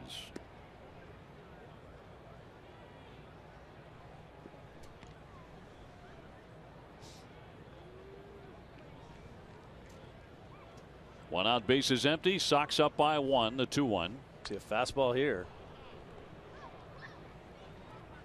Hey, look at this. This was on the big board here in Chicago moments ago. Who was Tom Seaver traded to Boston for? They dropped a Reed Nichols in there. Big cut and a miss, and Travis goes down hacking. 2 down. And Reed Nichols is going. They dropped a Steve Lyons in there? Yeah, but I was the correct answer. I was the right answer. I know you're though. the right answer. It's okay if you can say anything you want if you're actually the right answer on that. Oh, yeah, Tom Seaver wasn't really happy about that trade. Didn't help me that much either. What are you going to do? Josh Rutledge leading things off, or the number 3 batter here. He led off in the 3rd inning by grounding out. He singled in the 4th inning. And now batting here in the 6th inning. I tell anybody that'll listen that I got traded for Tom Seaver. Tom Seaver never once in his life has told anyone that he was traded for me. I know Tom very well. He's a dear friend, and I would concur. That's probably right on the money. Ask him the next time you talk to him. Tom and I were partners for several years, calling games, and one of the great guys around. In there for a called strike. And remembers all of those details, so he knows. He knows. He just doesn't, he omits those. It's not lying if you just don't say anything about it, right? 3 balls and 2 strikes. How many times in your career were you traded? You remember? Oh, gosh. Only once. I got released a bunch. I got asked not to come back anymore, but I only got traded one time. You've got a positive mindset about it, though, Psycho, and that's great. And that will be outside, so Rutledge is on, taking ball 4. Another good AB for Rutledge. Ace Ticket, Boston's trusted source for Red Sox tickets, has the best seats at the lowest prices, all with a 200% guarantee. Treat yourself or someone special by visiting aceticket.com or by calling 1-800-MY-SEATS. Here's Christian Vasquez. He has singled on the infield and also hit into a double play. Red Sox up by a run here in the 6th. And with a base runner.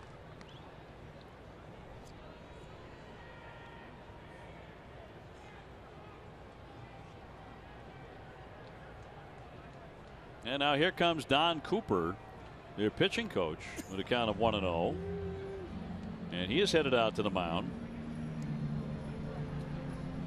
So something he doesn't like.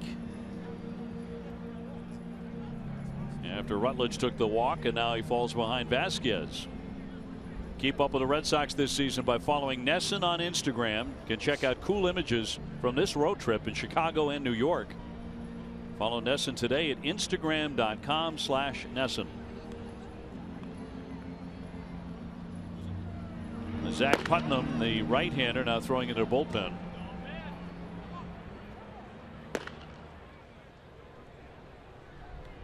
The White Sox only have 3 hits off of Clay Buchholz.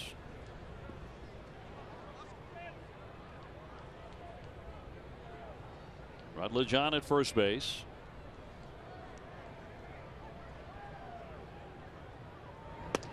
And pounded in there for a strike.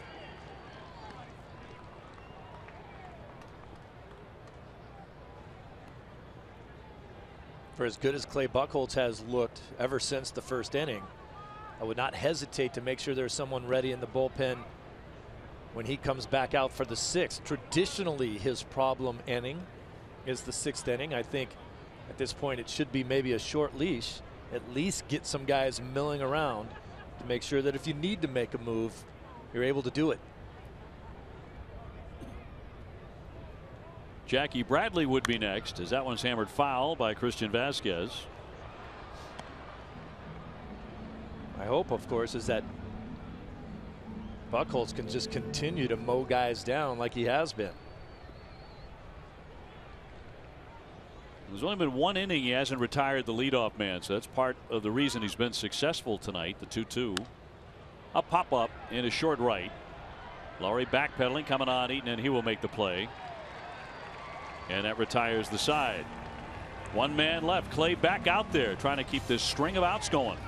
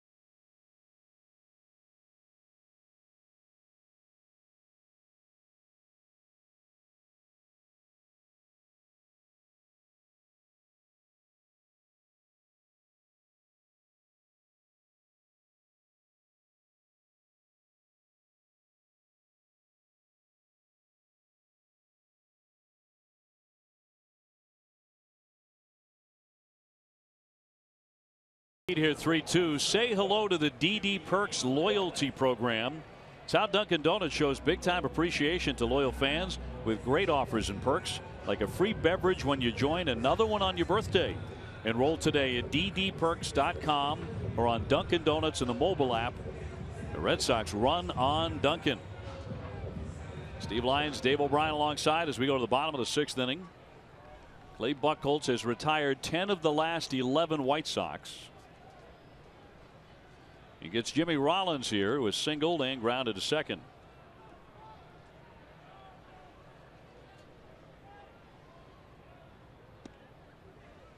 Rollins became Chicago's oldest opening day shortstop at the age of 37. The oldest since Luke Appling, the Hall of Famer, who took the field in 1949 in the opener at the age of 42. His nickname was Old Aches and Pains. And his number 4 is retired here. He once hit a home run, Steve, off of Warren Spahn in an old timers game at the age of 75. Well, they threw it right down the middle. He was 75. Can you not be impressed by that? That's awesome. Old aches and pains when he was 42 and 75. What were they calling him then? He immediately went in for ice after the home run. Abreu on deck and the 1-2. Just off the outside corner. Oh. Clay would have liked that one, but now he has to get back into that mindset of attacking. We've seen that called a strike. Yes, we have. From Tim Timmons. Matt Albers, who's been very good, former Red Sox right-hander, loosening in their bullpen. Line shot. Pedroia has it. He's got it off the deck and he throws on to first base. It did skip. And that is out number 1. Time for a game break brought to you by Jordan's, the furniture store of the Boston Red Sox. And here's TC.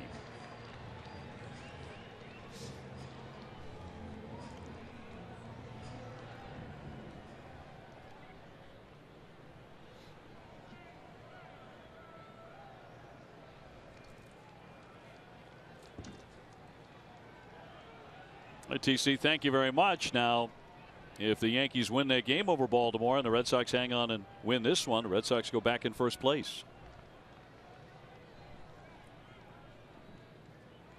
Here's Abreu, though, who has really been swinging a hot bat, particularly against the Red Sox. 2-run homer in the first inning.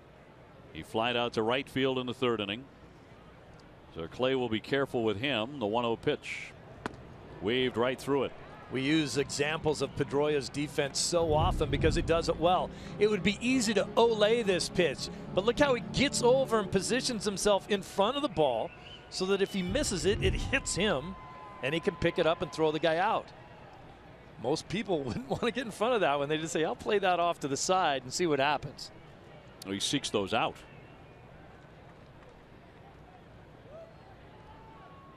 The 1-1 on the way. Wait, a couple of pitches here. He has absolutely fooled Abreu. Well, that pitch right there fooled a lot of people. He's had a nasty hook tonight. The thing you want to stay away from is trying to throw a better one. Sometimes you try to get even more perfect. That's when you hang it. Looking to strike out their number 3 hitter, the 1-2. There you go. He struck him out. Boy, that was a filthy pitch. You saw Vasquez back there pointing at the ground and putting his glove down on the ground. Make sure you bounce this curveball. It's exactly what he did. That's how you get a chase strikeout. We came on the air talking about Clay Buchholz needing to have a big outing tonight, and he is putting one together. You saw Vasquez's actions back there. He is so demonstrative. Really keeps his pitchers in the game. Here's Todd Frazier. He has struck out looking and popped out foul to third base. Red Sox leading 3-2. Clay Buchholz is tossing a 3-hitter at the moment. Trouble in the first inning, a little bit in the second, but none since then. Over the next 3 2/3, he has dominated Chicago. Here's his 82nd pitch and bounced to the plate. Stay tuned for Red Sox Final presented by Plainridge Park Casino. TC and Jim Rice will preview Henry Owens' start tomorrow against these White Sox, which is the finale of the series, before the Red Sox move on to face the Yankees. Got to keep this on the outer half of the plate. Frazier's going to be looking to pull a ball into the left field seats right here. He takes a strike right at the bottom of the strike zone. That is quality right there. Stay out there. I wouldn't challenge Frazier with anything on the inner half at all.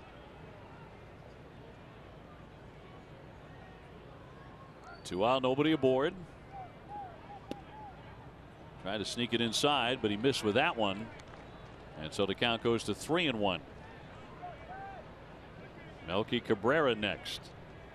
He's really been slumping.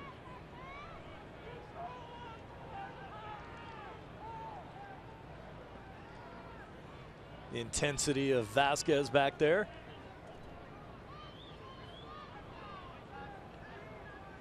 Three-one pitch, and he popped him up. Foul ground off first base. That's going to sail out over the top of the Sox dugout. Nesson is a brand new site for car enthusiasts. That is Nesson Fuel, your new home for everything automotive. Visit NessonFuel.com and follow Nesson Fuel on Facebook, Twitter, and Instagram today. Hey Dave, that's another fantastic pitch because what he's doing, giving the hitter the pitch he's looking for, but not in the location he's looking for. Fine to throw that pitch as long as you put it in an area where you want it and not where he wants it. Perfectly placed on the outside corner. Clay looking for another 1-2-3 inning. Here comes the 3-2 to Frazier. High fly to center field, backing up Jackie Bradley, but plenty of space behind him. And Buchholz has done it again. 1-2-3 they go. He did that in the third inning, in the fifth, and again here in the sixth.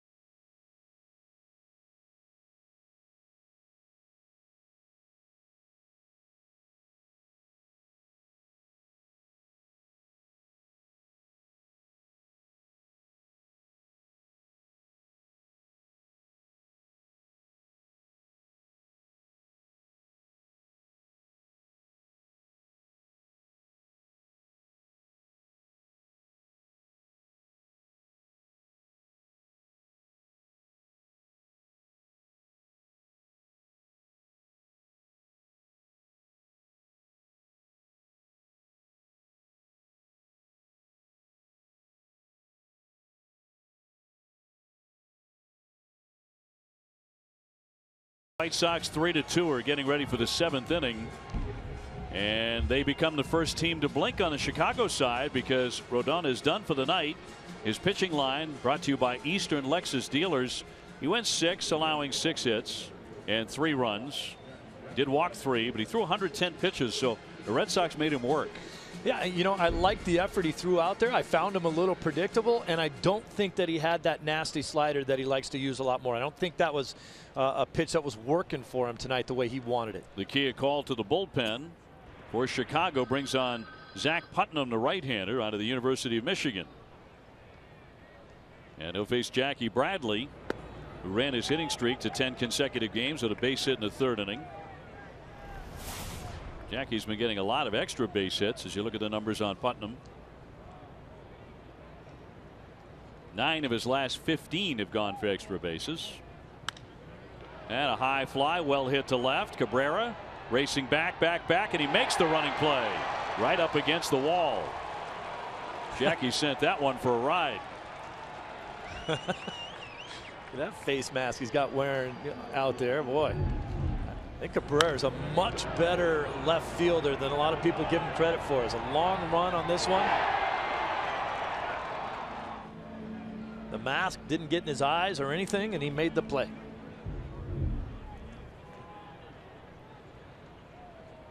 So 1 away in the 7th inning. Mookie Betts next. He's had a silent night to this point. 0 for 3. 2 flies to center and a strikeout. He is 0 for 7 in the series. Wonder if Mookie's in one of those little valleys because he is a very streaky hitter. When he gets hot, look out. Right now Xander Bogaerts really cooking as he has 2 hits tonight. There's a line shot, base hit to right field. So Betts is aboard. When in doubt, when you're scuffling a little bit, go the other way. And Xander next. It's kind of a big thing for a guy like Mookie Betts on this swing right here. That ball's away from him, a little cutter, bangs it into the opposite field. And Putnam's a guy who really does damage when the right-handed hitters are up there. They're hitting a .167 off of him, but those numbers will go up now. Sox with 7 hits. They've out-hit Chicago 7-3. The biggest shot was David Ortiz with a 397-foot home run, a 2-run shot in the 5th inning to put the Red Sox in front. They have led since. And a ball to Xander Bogaerts. Putnam pretty quick to home plate. Love to see Mookie running.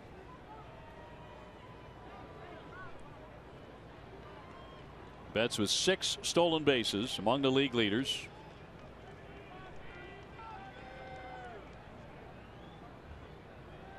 And he has a right-hander on the hill now.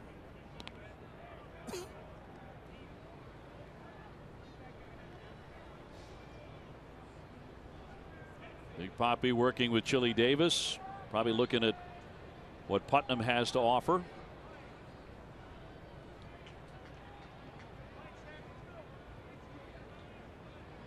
So much information available to the players now. It's crazy if you don't pay attention. Runner holds, and it is outside.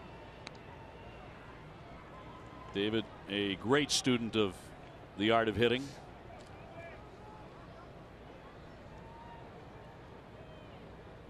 Good action pitch right here. Good pitch to be swinging on. 2 balls and no strikes. Good wheels on first. The 2-0. Bounding ball and a base hit past the diving Frazier. Betts scoots up to second and stops there, and it's a 3-hit game for Xander Bogaerts, and he's been on base 4 times. And the Sox in business. He's just been so good on either side of the plate. If you pitch him in, he pulls it. If you throw him away, he goes the other way. That's so hard to do if you're a hitter. Most hitters are saying, I'm going to cover one side of the plate. I can't cover both. Robin Ventura out of his dugout on the third base side and marching to the hill. And the Sox with a threat first and second against this very good pitching staff. The top ERA in the American League. The Sox now have 8 hits. And that'll do it for the right-hander. So David's going to have to study up on somebody else coming out of that bullpen for him. Red Sox ahead 3-2 here in the 7th. More in a moment.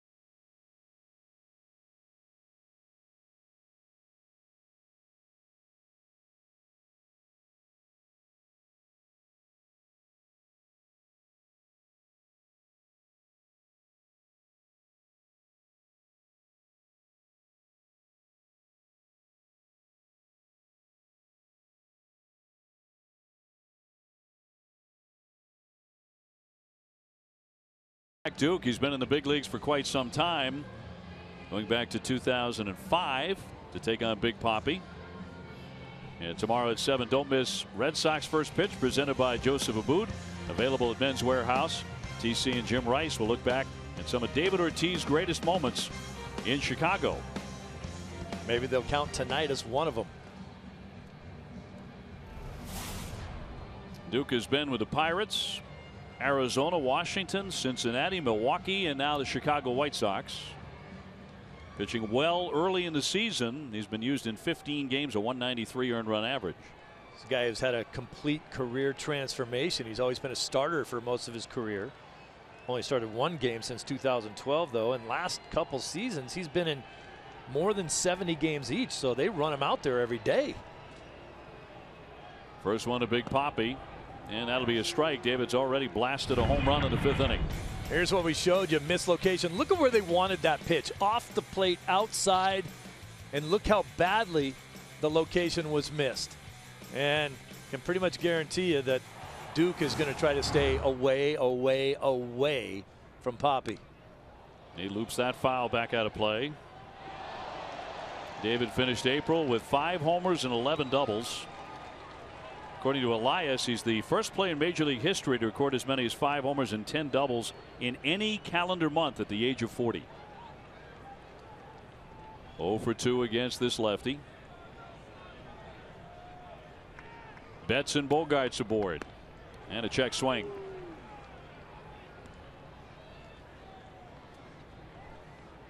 David's hitting third tonight. Dustin Pedroia is the cleanup man. He's on deck.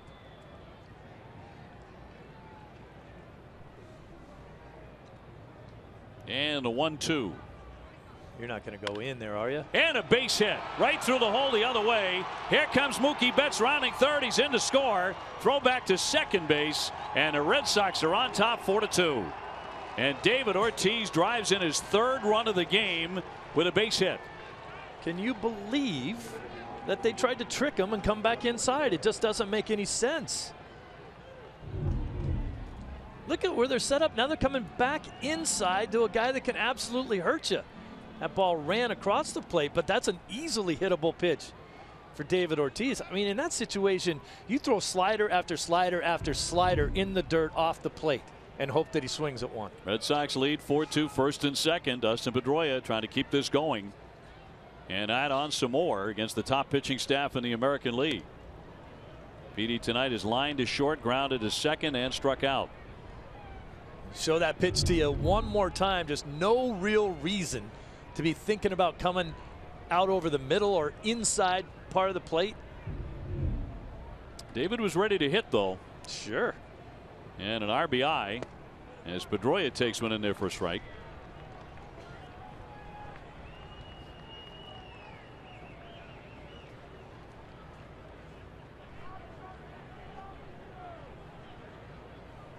Dustin tied for first in the American League with 36 hits.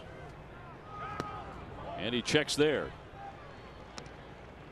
2-1.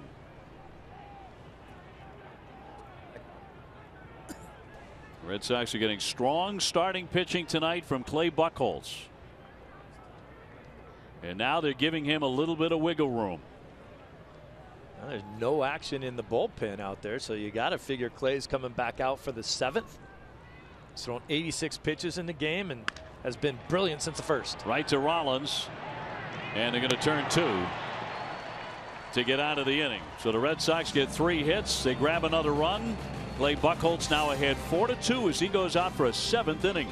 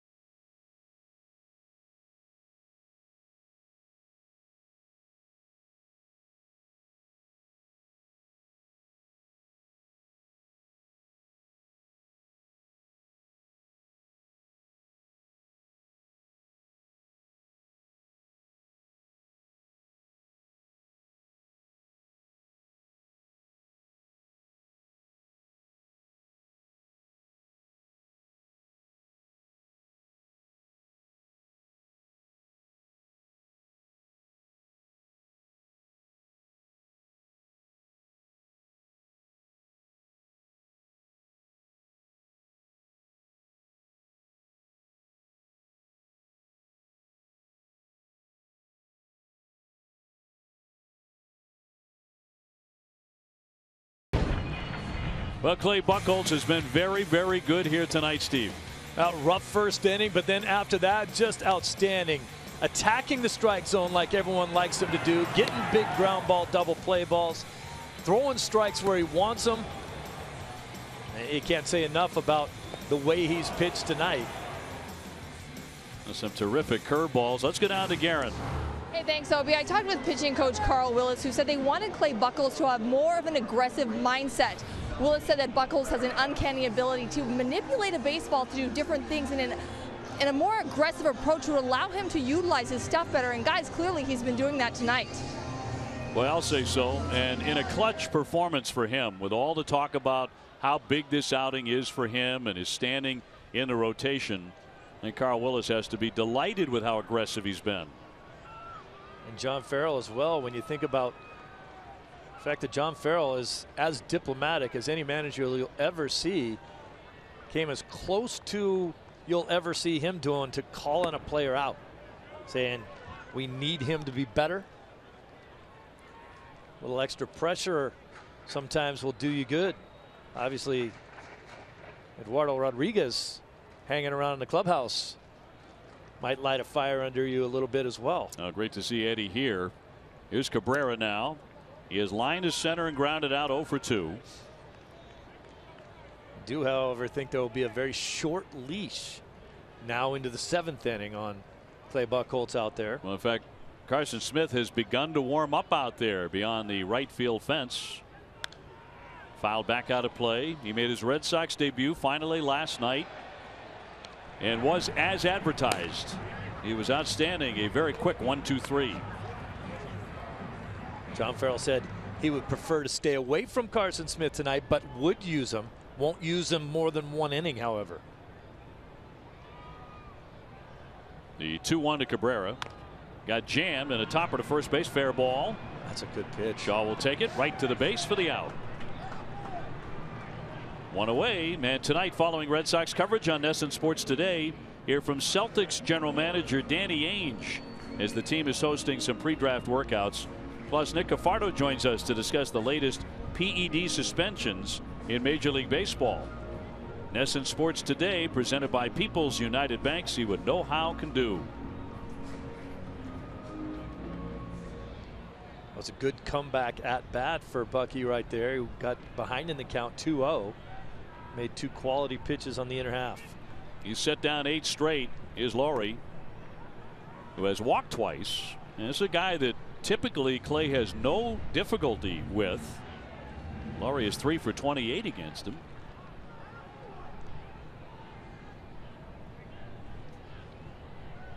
One man gone in the 7th and fouled out of play. Laurie coming out of a strong family of athletes. His sister Danielle was a star softball pitcher at the University of Washington. She pitched for Canada's Olympic team. And Brett played for Canada's baseball team in the same 2008 Summer Olympics. And that is in there for a strike, and he will sit down. Strike 3. Well, he's made some great pitches over the last 3 innings. Once he settled into this game, and it's like Garen was talking about, it's the mindset. He gets up on the mound. We know that Buchholz usually slows down a little bit when guys get on base, and he hasn't had that much of a problem with guys on base in tonight's game. But there's a complete difference when he gets the ball, gets back up on the mound, understands what he wants to throw, and then executes that pitch. He's had 1 base runner in the last 4 2/3. And throwing a lot of strike ones, and he does it again to Sands here, who's 0 for 2.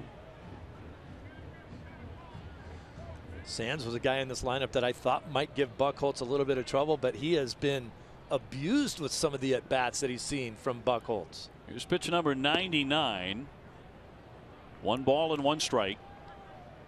Well, if you had said before the game Clay Buchholz is going to throw about 100 pitches, he's going to give you 7 strong innings on the road against the White Sox, who have been lights out, and then turn it over to the bullpen, you'd take it and run. Absolutely. Because he has been dazzling tonight since that first inning. He hadn't won a game all season. The Red Sox had not won a game that he started. His ERA was over 6. He had shown signs of pitching better, and then always would have like a snake bitten type of inning. Yeah, like he did in Houston, where he was pitching very well early in the game, and then he gave up the grand slam to Rasmus. 2-2. That's the one pitch right there all night that he's had a little trouble with. Just kind of hooking that fastball, yanking it.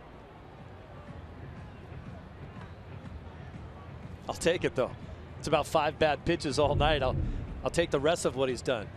Well, you take that from just about any pitcher at any time. 2-2, bases empty, 2 down.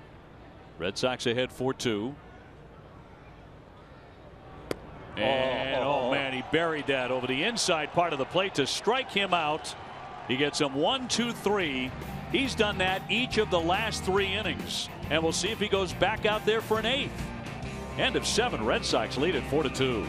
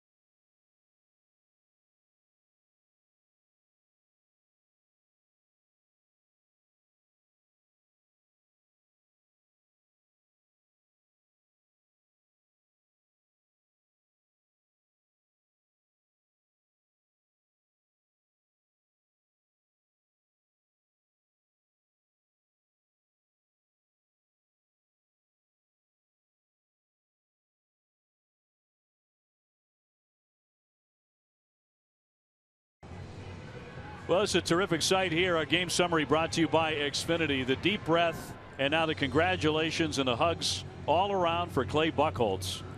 You know, home runs, triples, doubles, double plays, they're all wonderful to see. So is a clutch performance like that from Clay Buchholz. 7 innings, just 3 hits. They all came in the first 2 innings. David Ortiz with a home run in this one. And Clay Buchholz, where his back was up against it, many would tell you, in terms of, you know, what might happen. But that is a clutch effort. Yeah, I think the headline before the game was, how will Buchholz respond, knowing that basically John Farrell called him out and said you need to pitch better. And he did. Against a very, very good team. He comes up aces tonight. Young hammers that line shot toward the alley. Nobody there. It's on the grass and up against the fence. And Young heading into second base. He's got himself a double to begin the 8th inning. Oh, nice to see Chris Young get a hit off the left-hander. Duke delivers here. You'll see the nice line drive. Right. We've seen this swing before. We saw it out of him when he played for the Yankees, and then in spring training, boom. Look at that. That's perfect. I don't think I took a swing like that my entire life. Of course, I hit left-handed, so. Clay Buchholz, 7 innings. Just 3 hits, 2 runs, 6 strikeouts, and 2 walks tonight. Koji is loosening in the bullpen. There's a shot up the middle, tracked down by Rollins. Bit of a bobble, but he'll throw, and he gets Shaw. But a productive out down to third Young.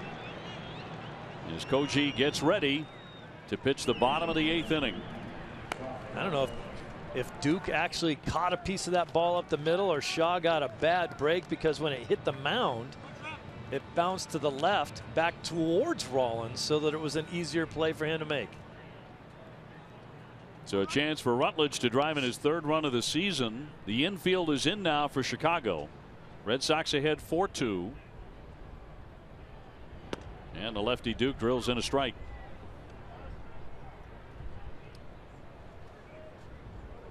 He's gone 1 for 2 with an infield single. He's also taken ball 4. More often than not, when Josh has played, which has been infrequently, he has contributed. He's had a couple of big hits. Check swing, and it's in tight. They appeal, and no, says Paul Emmel. He said no swing. Sox have out hit the White Sox 10-3.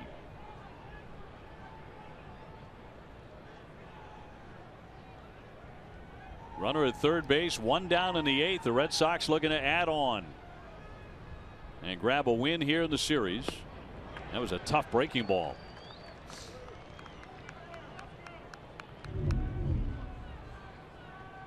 Duke's not a hard thrower, but he relies on late movement there. Good slider.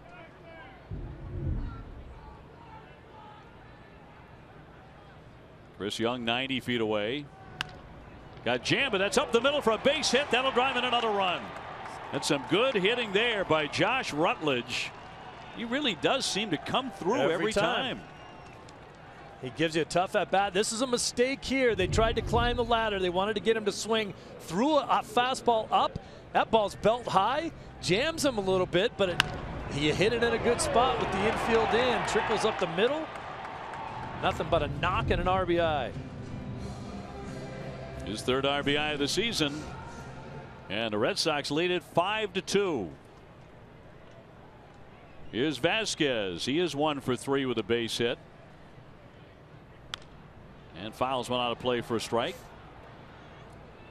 Have you downloaded the Red Sox season schedule into your favorite desktop, web, or mobile device? Well, what are you waiting for? Visit NESN.com/schedule to download today.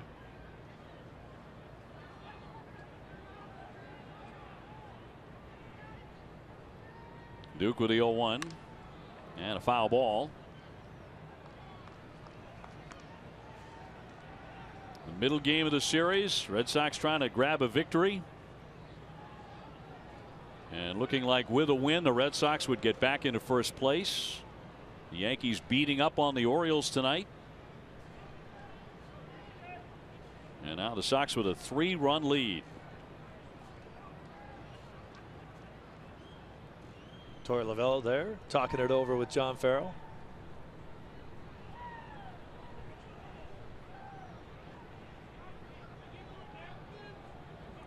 A lot of extra napkins for people's hot dogs all over the field tonight. Huh? All of a sudden, like someone dumped the trash bucket out there in right center field.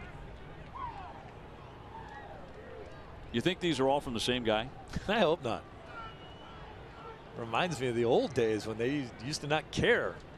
You'd see plastic lunch bags flying across the infield all the time. 1-2 trickled toward the shortstop. Third baseman Frazier will cut it off and go to first base. Gets the out there. Rutledge safely into second. Get expert emergency care without leaving the ballpark at the Beth Israel Deaconess Medical Center First Aid Station. That's located right behind Section 12 at Fenway on the lower concourse. Visit bidmc.org. So 2 down. JBJ to climb in. 1 for 3 with a single tonight. Jackie early in the game jammed a finger up against third base while diving back on a play there. But he hung in there.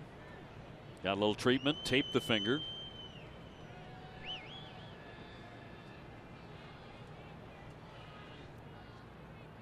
Two down, a man in scoring position. And a breaking ball across the outside edge for a strike. They get Jennings going in their bullpen, another left-hander. Feels like every pitcher the White Sox have is a lefty. They've got the market cornered. They opened up the season with 4 left-handed starters in their 5-man rotation. 0-2.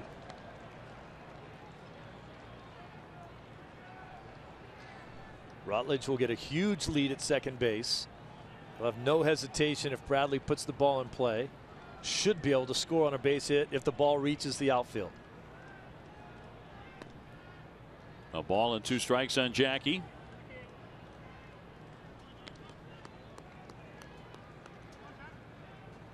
Red Sox were trailing 2-1 until the 5th inning when David Ortiz struck with a near 400-foot 2-run homer. Red Sox jumped into the lead and have added 2 runs since then. High fly down the right field line. He hooked it. That one headed for the corner, but a foul ball. And he hooked it a bit too much. Tomorrow at 7:30, don't miss Red Sox Game Day Live presented by DCU. TC and Jim Rice will preview Henry Owens' start tomorrow against these White Sox. DCU, Digital Federal Credit Union. What can DCU save you? It is Emmy nominated Tom Caron. Oh, I thought he had already won. Not quite yet. No? The votes are in. And it's going to be an overwhelming response in TC's favor. Trust me on that. I have inside information. 2 balls, 2 strikes. You know,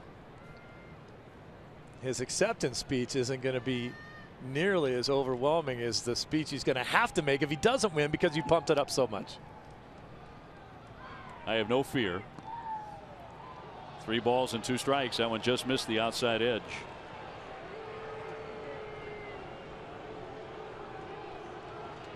Chris Young has scored in this inning on an RBI single up the middle from Rutledge. And now a base hit by Jackie would make it 6-2.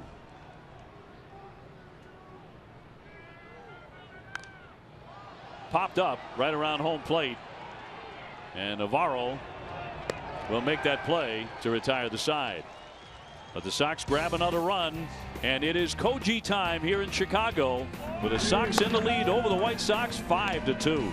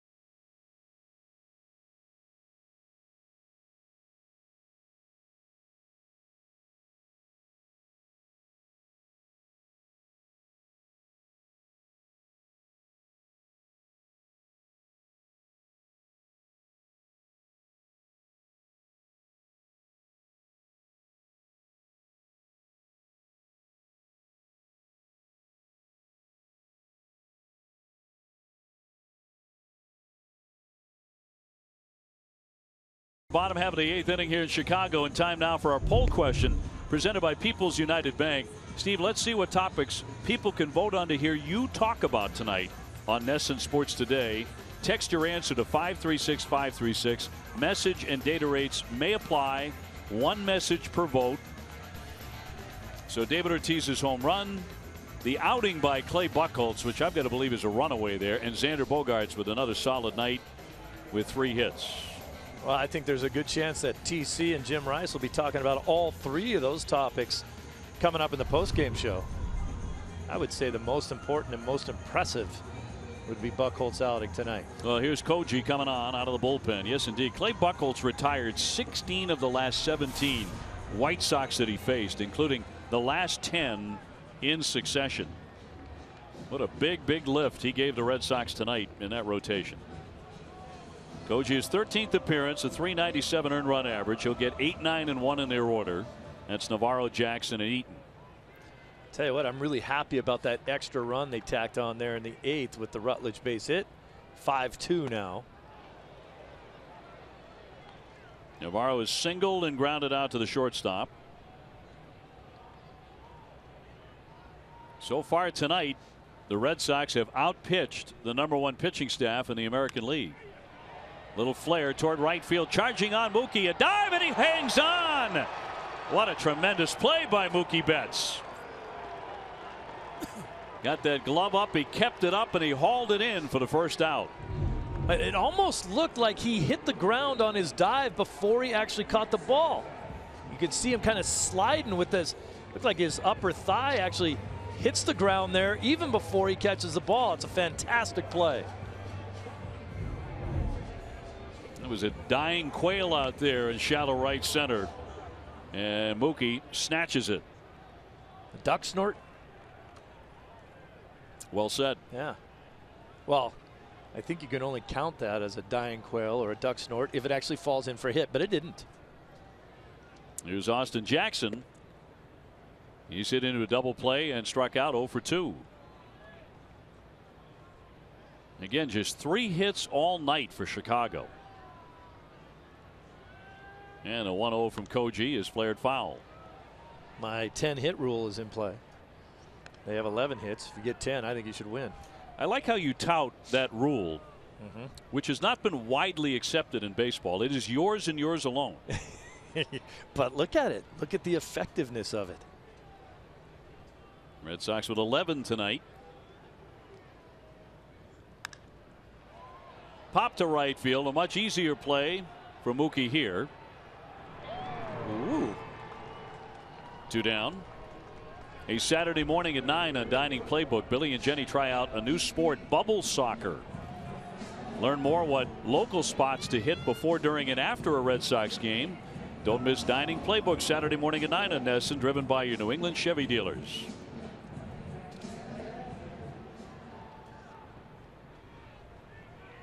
It's 12 in a row set down by the Red Sox pitching staff. One of the reasons Eaton is looking to bunt. He is 0 for 3 tonight.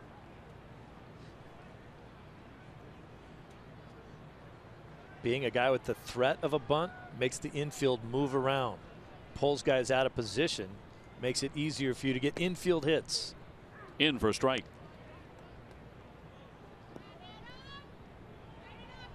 1-1 on Adam Eaton, their leadoff man. Base is empty, 2 away here in the 8th.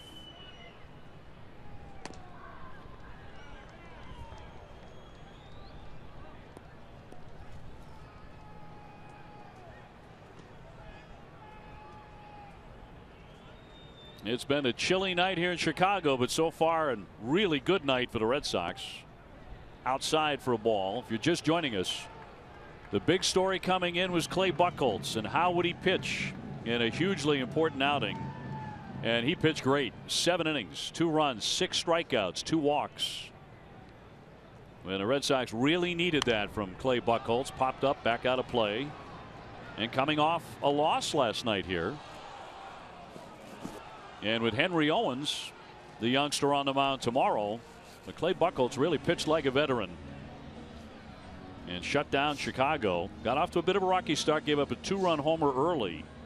But we go back to that double play that Austin Jackson hit into with 2 men on and 1 out in the second. When Clay got that double play, the whole game turned around for him.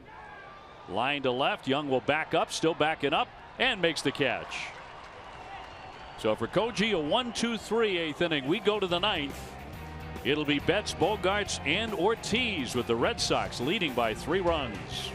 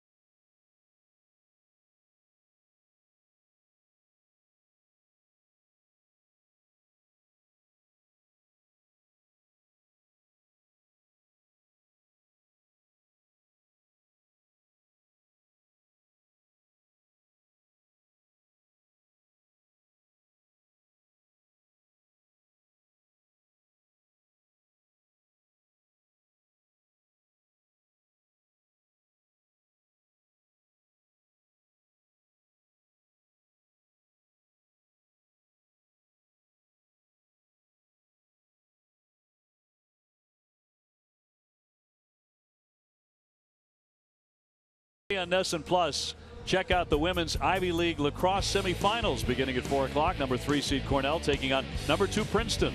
Then at 7, number 4 Harvard will battle Penn, the number 1 team. Visit NESN.com/NESN Plus to find your channel for Friday's lacrosse action.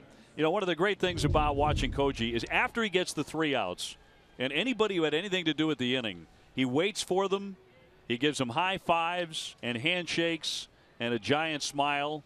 He did it with Xander after that wonderful catch, and he also waited on Young to come in. A tremendous enthusiasm from Koji Uehara as he gets a 1-2-3. He's used to closing down games, so for him, game was over. Well, his night is done, but here comes Dan Jennings, yet another left-hander. He comes out of their bullpen where he's been very effective. Again, their pitching staff has been golden, but the Red Sox have outpitched them tonight. And a high fly to right field, backing up Eaton, but he'll circle on it now. That wind is really kicked up. And look at the trouble he had with that at the last moment. You can see that jersey rippling. I think Mookie had a little trouble with the ball they hit out to him, too. The fly ball just right at the end. It kind of rattled around in his glove. Here's Eaton, and then whoops, it almost blew right past him. Boy, he stabbed at it. That's why.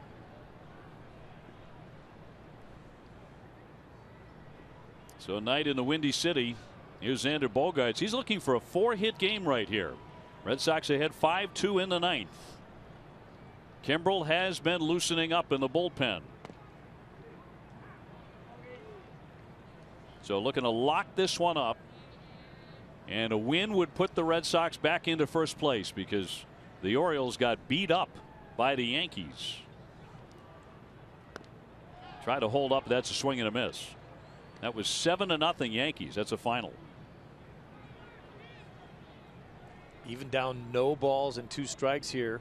Watch for Bogaerts to go back to his bread and butter. He's got the 3 hits on the night already. Been on base 4 times. Look for him to try to go the other way. Xander had 6 4-hit games last year. He singled in the 1st, again in the 3rd, again in the 7th. 6 4-hit games. It's a lot. Well, he finished second in the batting race in the American League, behind only Miguel Cabrera. Nearly 200 hits. Back toward the mound. Jennings will gun and get him. 2 down. David Ortiz is next. Well, don't miss the Charity Classic benefit concert featuring Grammy award-winning Lady Antebellum at the Dunkin' Donuts Center in Providence on the 28th of June. Get your tickets at Ticketmaster.com/Charity Classic Fenway. 2 out for Big Papi. He's had a good night. He's driven in 3 runs, a 2-run blast in the 5th inning, his 6th home run. They went 397 feet and an RBI single in the 7th. He is 2 for 4. David just keeps on hitting. Red Sox up 5-2, and now he's bunting and he flicks it foul. Oh, he went for it. David just got a little over anxious, as a lot of these guys do when that shift is left wide open for them. You can almost square around, but he wants to just kind of get out of there a little quick. Didn't quite get all the way squared, and then stabbed at it just a little bit. Boy, he's got a ton of room over there. The 0-1 in for a strike. You know, there's about 7 guys in the Red Sox dugout right after he fouled that pitch, standing up on the top step saying, "Hey, David, who's going to run even if you do get it down?"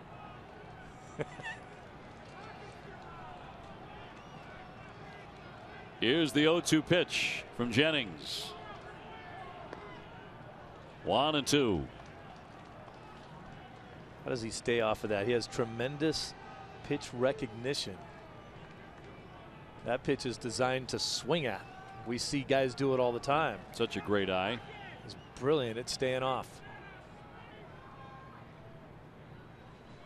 1-2 waved at and missed, and down he goes, strike 3. So the Sox go 1-2-3, and David Ortiz, well, he gave the bunt a shot. We've been talking about it throughout the season when he dropped down a bunt hit. Here comes Mr. Kimbrel, though, looking to lock up a victory for the Red Sox as we go to the bottom of the 9th in Chicago.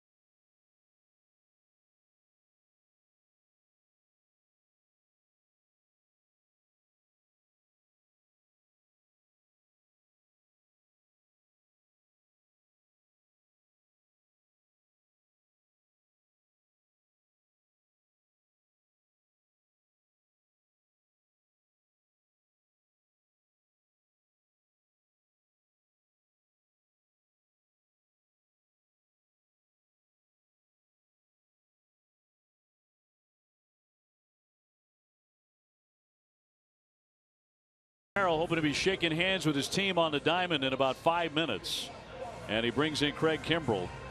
Bob's Discount Furniture going to bat for the Jimmy Fund again this year. Bob will donate $1,000 to the Jimmy Fund for every game saved this season. Everybody saves at Bob's, the only choice for untouchable furniture value. Available in store at mybobs.com as well. Kimbrel struck out 2 of the 3 batters he faced on 10 pitches Sunday night against the Yankees to earn his 8th save. Well, I'll tell you what, you said 5 minutes. Sometimes it doesn't even take that long for him. We've seen him be a little rusty at times, and then we've seen him be able to just blow guys away, and that's the guy you want to see tonight. Red Sox pitching has retired 13 consecutive White Sox, combining for a 3-hitter. Ooh, jeez. Just getting loosened up. At 95, right on the black. Rollins has gone 1 for 3 with a single. He'll be followed by Abreu and then Frazier, so it's 2, 3, and 4 here in the bottom of the 9th for Chicago. This is where I think you really watch Vasquez and his ability. Look at that. You know how hard it is to catch a guy like Kimbrel because he's a little bit of a wild card out there. He's throwing 100 with this kind of nasty late movement. And look at that, just catch it and hold it. Stole a strike right there. The strength in his hands and his ability to make a guy like Kimbrel look even better than he is amazing to me. 0-2. Swing and a miss. He didn't have much of a chance there. Down he goes, strike 3. It was not the fastball to strike out Rollins. So 1 away in the 9th. And again, watch Vasquez. No panic. Drop down, get your glove between your wet legs so it doesn't go through. Strike 3, take a hike. So as a hitter, you got to get started before he even releases it. He's coming in and out of the bullpen, you start swinging. And then when he throws that breaking ball, you're already committed. You're out in front. You have no chance. So fast out now. Abreu has belted a 2-run homer, fly to right, and struck out. 14 straight set down by the Red Sox. Abreu going for the downs there, but he didn't get the fastball. No. He throws a lot of breaking balls. Impossible to hit.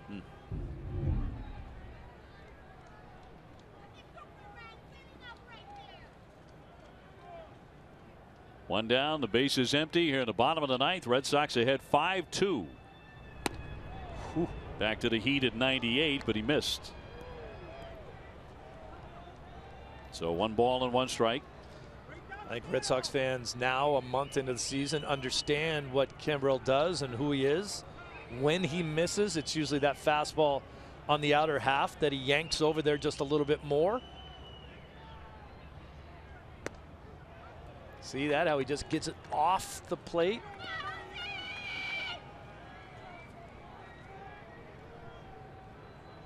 You do realize that the White Sox have not had a hit in the game since the 2nd inning.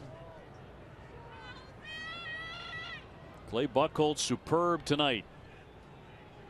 Here's the 2-1. And down and away for ball 3. Hey, that's what we're talking about. When he yanks that fastball, that's 3 in a row where he's trying to go just outer half. But he just throws it out there a little too far off the plate. Can't get the strike call. Red Sox 15-0 leading after the 8th inning. Trying to get back to first place here. And the 3-1. And he walked it. So Abreu is on with 1 down here in the 9th inning, and the dangerous Todd Frazier approaching the plate. Although he's been quieted tonight to the tune of 0 for 3. Frazier won the home run derby in Cincinnati at the All-Star break last year. He was playing for the Reds at the time.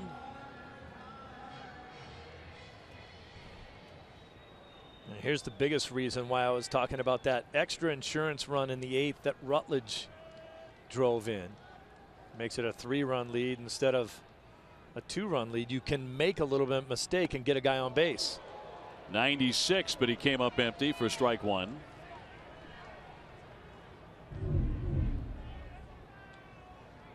Climb the ladder a little bit, go upstairs. Hard to catch up with that.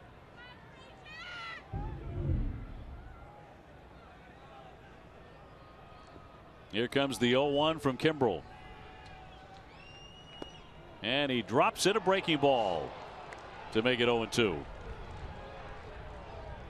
I don't know how you don't tear cartilage in your knees.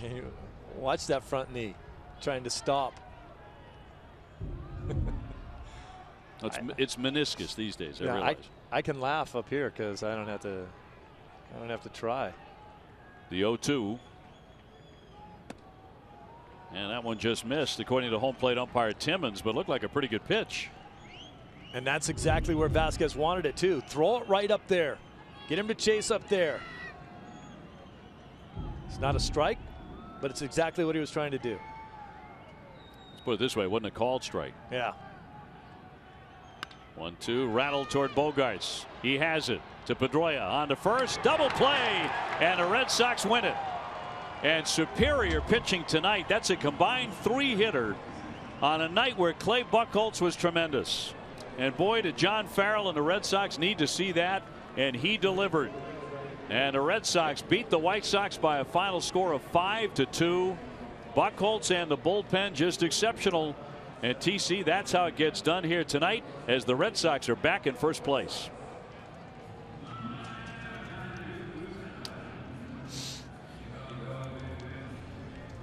Woo-hoo.